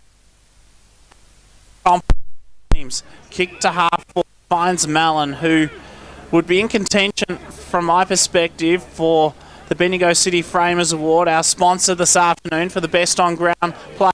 Kick from Mallon though was stolen by Kaya Lanfranchi, who intercepts and does well. Strathfieldsaye. Lawrence takes the mark. He'll run his distance before handling. Comes to the Storm. Inboard they go. Blandford quickly gets the ball moving. Back to Lawrence, who continued on his feet. Gets into some space. Takes a bounce. Sends the kick down towards the paint of the 50 for a one-on-one contest. No mark to Charles. It spills forward. Coatesmore will kill the ball over the boundary line. You mentioned that game in 2 weeks' time. Sandhurst here. We'll be back here for that game as well here on Fresh. Looking forward to bringing you that one, Jackson. Next week we are at the Queen Elizabeth Oval for Sandhurst and South Bendigo. So another good game of footy to come to shape that top 5. Very much looking forward to that, and Charlie Langford intercepts. And next week, some of our broadcast stalwarts will be joining us too, Joel Peterson and Jock Clark among them. So very much looking forward to that. Local footy, the place you want to be. It's Fresh Live. As the kick across the ground comes to Jonty Neves, still inside defensive 50. He hesitates. He's not sure. He's a bit bamboozled, is Jonty Neves, but, well, he held his breath, but it was an audacious kick at the last moment because Riley Wilson was ready to pounce and he affected the spoil, and so locks the ball inside 50 for Strathfieldsaye. 30 metres out from goal, Sheepwash Creek end. This would be a goal of consolation for Strathfieldsaye if they can get one here. They've kicked one in this last term. Ethan Featherby at the 5-minute mark of this quarter. They have not goaled in the 16 minutes that have evolved since. Ball's tossed back in. Ruck contest. Ben Thompson, terrific in defence. Oscar White, even better. Got the hand pass out of the danger zone. Wants Jack Thompson. Had support from Dylan Hanley. Ball went out of bounds and we'll have a boundary throw in. Kangaroo flat, 4-6-30. Been pretty competitive against Sandhurst, 11-13-79. It is Gisborne 11-11-77 to Castlemaine 6-6-42. In other games in Bendigo footy, South Bendigo leading by 187 points over Broadford as well. It's here at Tannery Lane, it's 35 playing 91. The Borough in the lead as they look to attack towards their end again. Misford makes the tackle on Charles Dole, and we'll have a ball up out of wing. Eaglehawk have now won 5 of their last 6 games, so they have some good momentum, and prior to today they were averaging their wins of, well, their scores of 134 points a game, so they've been high on the offensive end. Here's Blandford. He gets it for Strathfieldsaye. Centre wing, scoreboard side. He's put it out of bounds on the full, though. And Charlie Langford in those rather flamboyant pink boots. Not my cup of tea. Hope you're enjoying a cuppa on this Saturday afternoon, though, as Langford kicks to half forward. Wants Ben Thompson. Going back bravely, Simpson. Free kick, though, for a hold. Went to Eaglehawk. Advantage paid. They run all the way to half forward. It's with Connor Evans. He perhaps tried to do too much. He may be penalised himself. He is. Penalty for holding the ball. And a great chase down tackle from Strathfieldsaye across half back. Wilson take a bow and he clears to half back and finds Will Mays. Mays takes the mark. They swing it wide to the Storm. It comes out into the hands of Zach Charles, who will launch it towards the top of the 50. One-on-one contest, no mark to Shishka, but he was impeded, so he'll receive the free kick. Got one a little bit over the shoulder by Oscar White. Suspecting Lewin Davis is done for the day. He hobbled off and he's gone and sat down on the bench, so probably done for the day for him. Yeah, only minutes left in this one. No point risking anyone, I wouldn't imagine, Steve, for the remainder of the day. As the ball is on the outer side wing here. It's out of bounds. Get a boundary throw. What happened then, Mick? Jackson Leahy, I was just going to say, did that run down tackle, the 3 bounces by Connor Evans down the far side. Just shows his leadership qualities here at Strathfieldsaye and still fighting it out till the end. I was looking up waiting for the Shishka shot and I lost where the footy was. Ball's on the outer side. Billy Evans, hand pass is good. Goes to Jack Thompson. He kicks on his non-preferred left side up towards Ben Thompson. Oscar White there too, very close to the boundary line. Will it stay in? It does. Ben Thompson does well. Mallon feeds the hand pass to Ben Thompson. A quick hand pass inside to Donat. He kicks off the right boot. Up to centre half forward. Going back, taking a great mark is Jai Chambers. He gets it back. Ratcliffe spears it into the centre, literally in the centre circle. A bit short for Featherby. Wheeler tackles him. Ball's locked up. Skids out. Strathfieldsaye get it forward. Chance again, but Billy Evans ensured that Strathfieldsaye couldn't break away and will have a ball up. There was no escape for JD Jackson-Leigh. 25 behind is the story out of this one for Eaglehawk. 11-25-91, 5-5-35. Emerging with the footy for the Borough will be Donat. He'll send it inside forward 50. Misford got up, took the ball at its highest point. Mark not paid. O'Shaughnessy has to follow it up at ground level. Tapped it further forward. Well read Eaglehawk. They'll handball into the goal square where Nick Thompson will run in, say thank you very much, and slam through the goal. So Thompson kicks the Borough's 12th. And that will be his third goal of the afternoon, Nick Thompson. He's been quite impressive for Eaglehawk in that forward line. The score sponsor, Don Smallgoods, is good. Local footy, the place you want to be. It's fresh live. 12-25, 97 to 5-5, 35. Misford unlucky not to be given or paid that mark. He got nicely in front there. In my opinion, took a strong contested grab, but Eaglehawk, right spot at the right time. He gets the handball out the back and finishes off his good work with his third of the day. Great to see some St Teresa's Sharks supporters here, faithfully barracking for their side this afternoon too. Next to our broadcast boxes, Joel Mallon does well, gives it off to Oscar White, then to Wheeler. He's tackled by Riley Mulquinny, and so we'll have another ball up.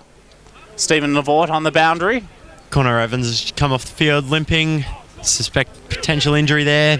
Probably won't see him for the rest of the day. Could that be cramp potentially the way he come off the ground, try to stretch that out? Billy Evans, now Jack Evans. I'm no doctor. Cam, I'll allude to your hypothesis there and give you the benefit of the doubt as Doles across half-back gives it beautifully to Clossy and Strathfieldsaye clear up to centre wing. They want Zach Charles. Drop the mark he could have taken. Wheeler collects the loose ball. He mops it up at ground level. Did beautifully. Hand pass to Billy Evans. This is exciting to watch. Now to Joel Mallon. Back, Dylan Hanley. They're playing with a sense of fervour, Eaglehawk, this afternoon, as if they want to win another flag. And that they do. Jack Thompson, Eaglehawk, their illustrious history, if they were to get the premiership this year, it'd be their 29th in their club history. Mullen tracked after the footy, handballed it out. Clossy got it for the Storm. He battles hard, as he so often does for Strathfieldsaye. Down the line, no mark taken. Hanley got the bounce he wanted, goes backwards, where it's taken away. Neves gives it off to Jack Thompson, who comes central. Heath will take the mark in the centre of the ground for Eaglehawk. So Callum Heath's got it. Centre of Tannery Lane. He can just go a short pass to Hanley. That's what he does. It's Aidan Hanley who comes inboard to Billy Evans. Evans will then look to go further wide on the right. It'll sit nicely for Eaglehawk. They've got plenty of time and space to send a kick inside forward 50. They go short. Marked by Donnett. 55 out from goal. 28 minutes about to tick over in this corner. Donnett waits for someone to present. Sends it in the Nick Thompson direction. He weighted that kick magnificently. And Nick Thompson floats in, takes the mark. 30 out directly in front. He won't miss. And he'll go back and kick his fourth. I was watching the leading lanes there by Eaglehawk.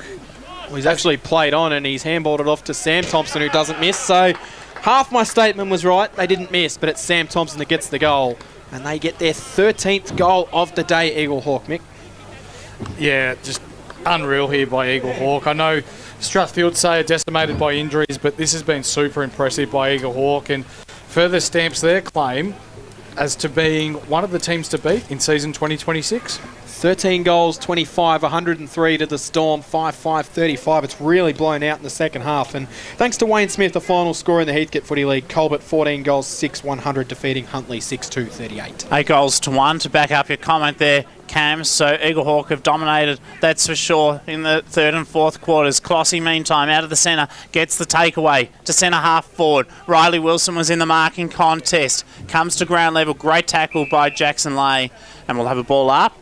48 metres out from goal for Strathfieldsaye, Sheepwash, Creek and Simpson taps it down. Jackson Lay does well, comes to Rolly Mulquinny, siren, but he's kicked after the siren, won't be counted. No score added. Final score here at Tannery Lane. Eaglehawk big winners, 13 goals, 25, 103.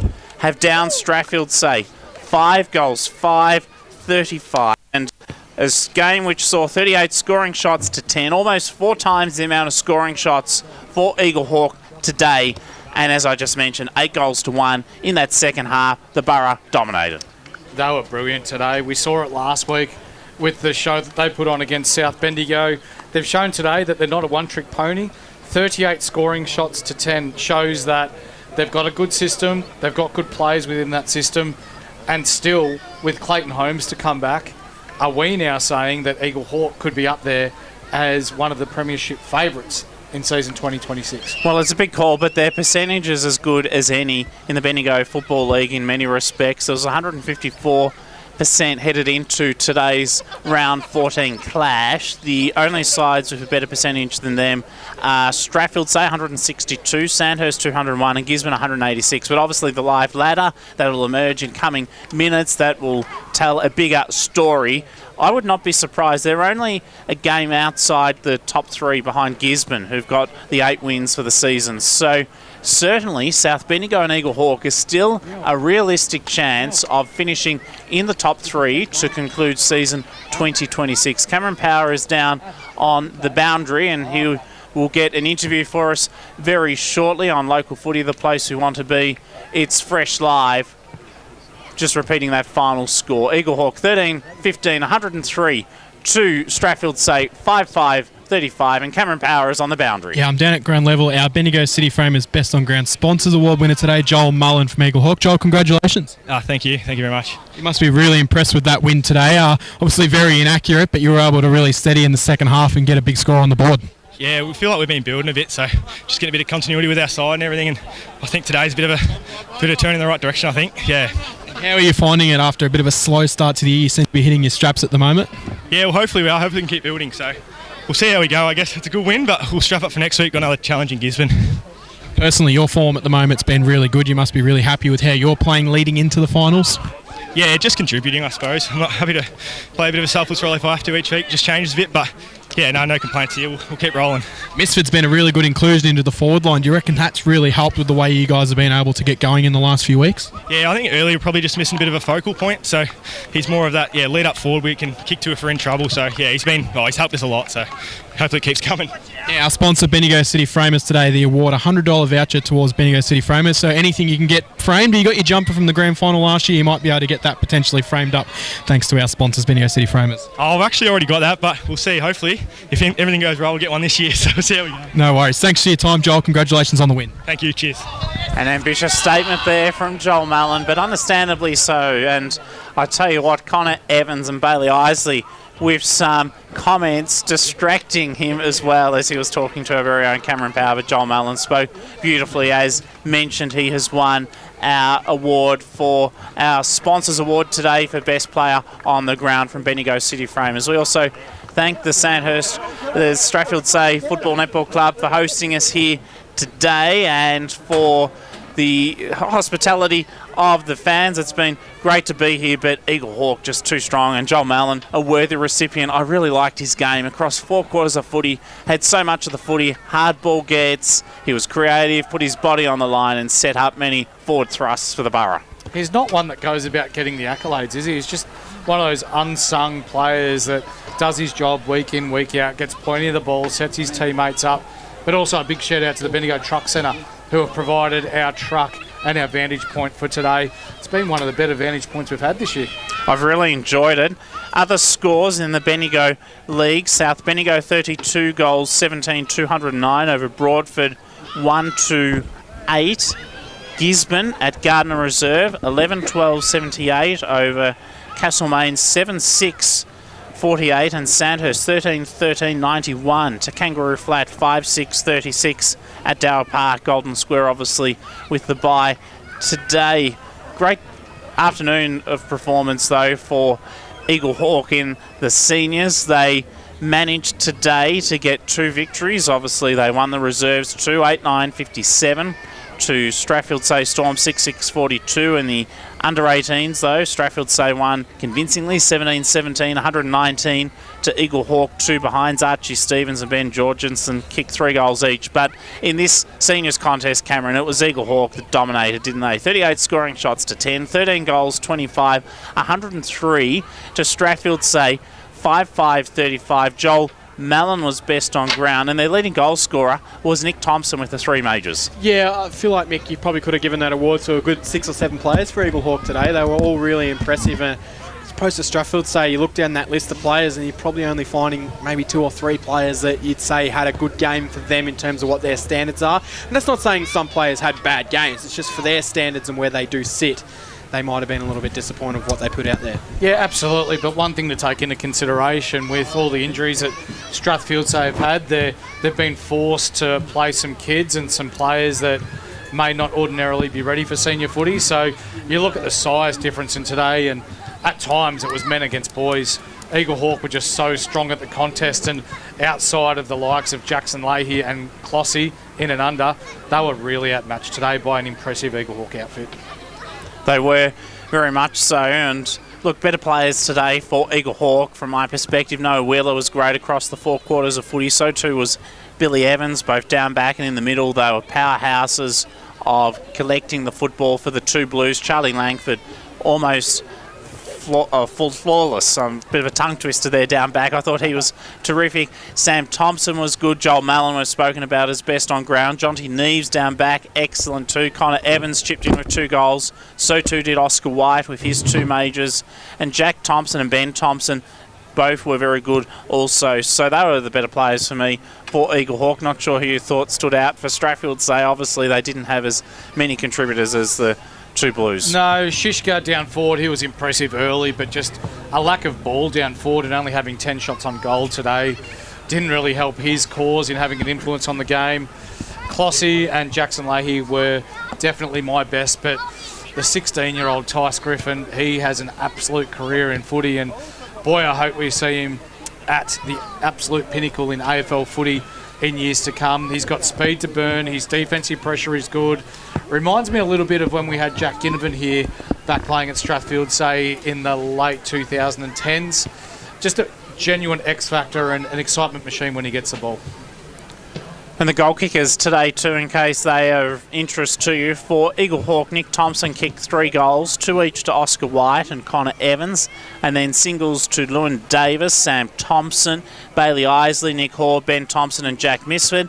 For Strathfieldsaye, James Shiska kicked their 3 goals. Interestingly, all of those goals came in the first half. He did not look like getting a kick really in the 3rd and 4th quarters.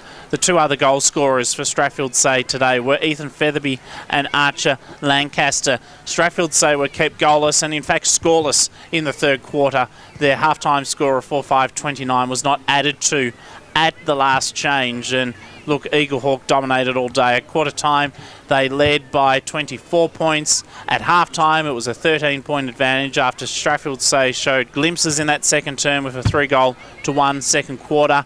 At 3-quarter time, the margin had stretched out to 40 points after a 3.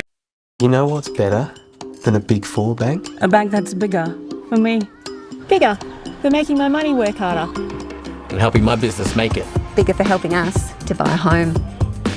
Bigger for the community I care about. My bank is bigger for what matters most. As one of Australia's most trusted banks, millions of Aussies know that Bendigo Bank is bigger for them. And we're bigger for you. Bendigo Bank, the better big bank. My name is Daniel Bowman. I'm a cladding supplier. The company name is Architectural Cladding Suppliers. We manufacture, produce basically any cladding sort of available that can be rolled out of a soft feed colorbond material. We target roofers, cladders, builders, really anyone that wants to sort of get involved with this type of cladding. We try to be a bit of a one-stop type roofing shop. We have all of them and some that the others don't have. We educate people how it's done and we sort of get it out there and make it happen. G'day everyone, I'm the Suburban Footballer and I'm here to tell you to download the Local Footy Hub app. Inside this one-stop app, you will find live scores, fixtures, ladders, leading goal kickers and best players, game replays and highlights, latest news, player and coach interviews, shows, podcasts. You know what's better than a Big Four bank? A bank that's bigger for me. Bigger for making my money work harder. And helping my business make it. Bigger for helping us to buy a home.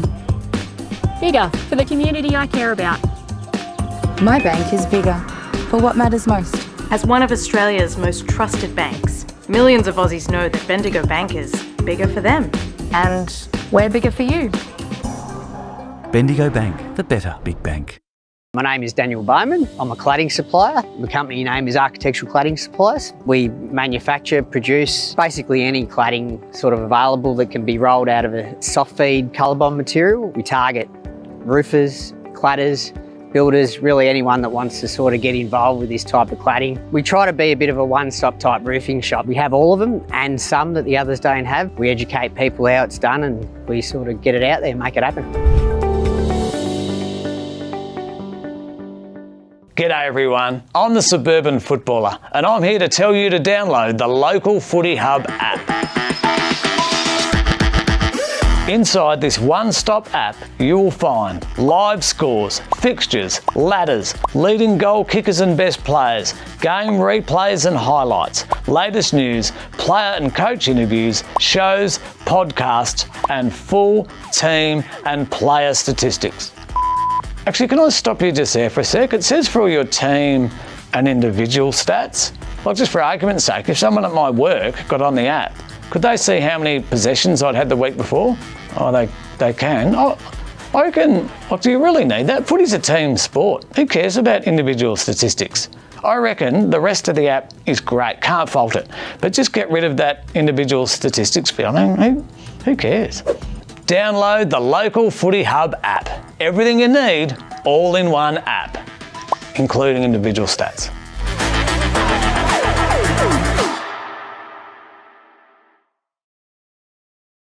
Are you looking to promote your business? This could be a great way to reach the local footy community.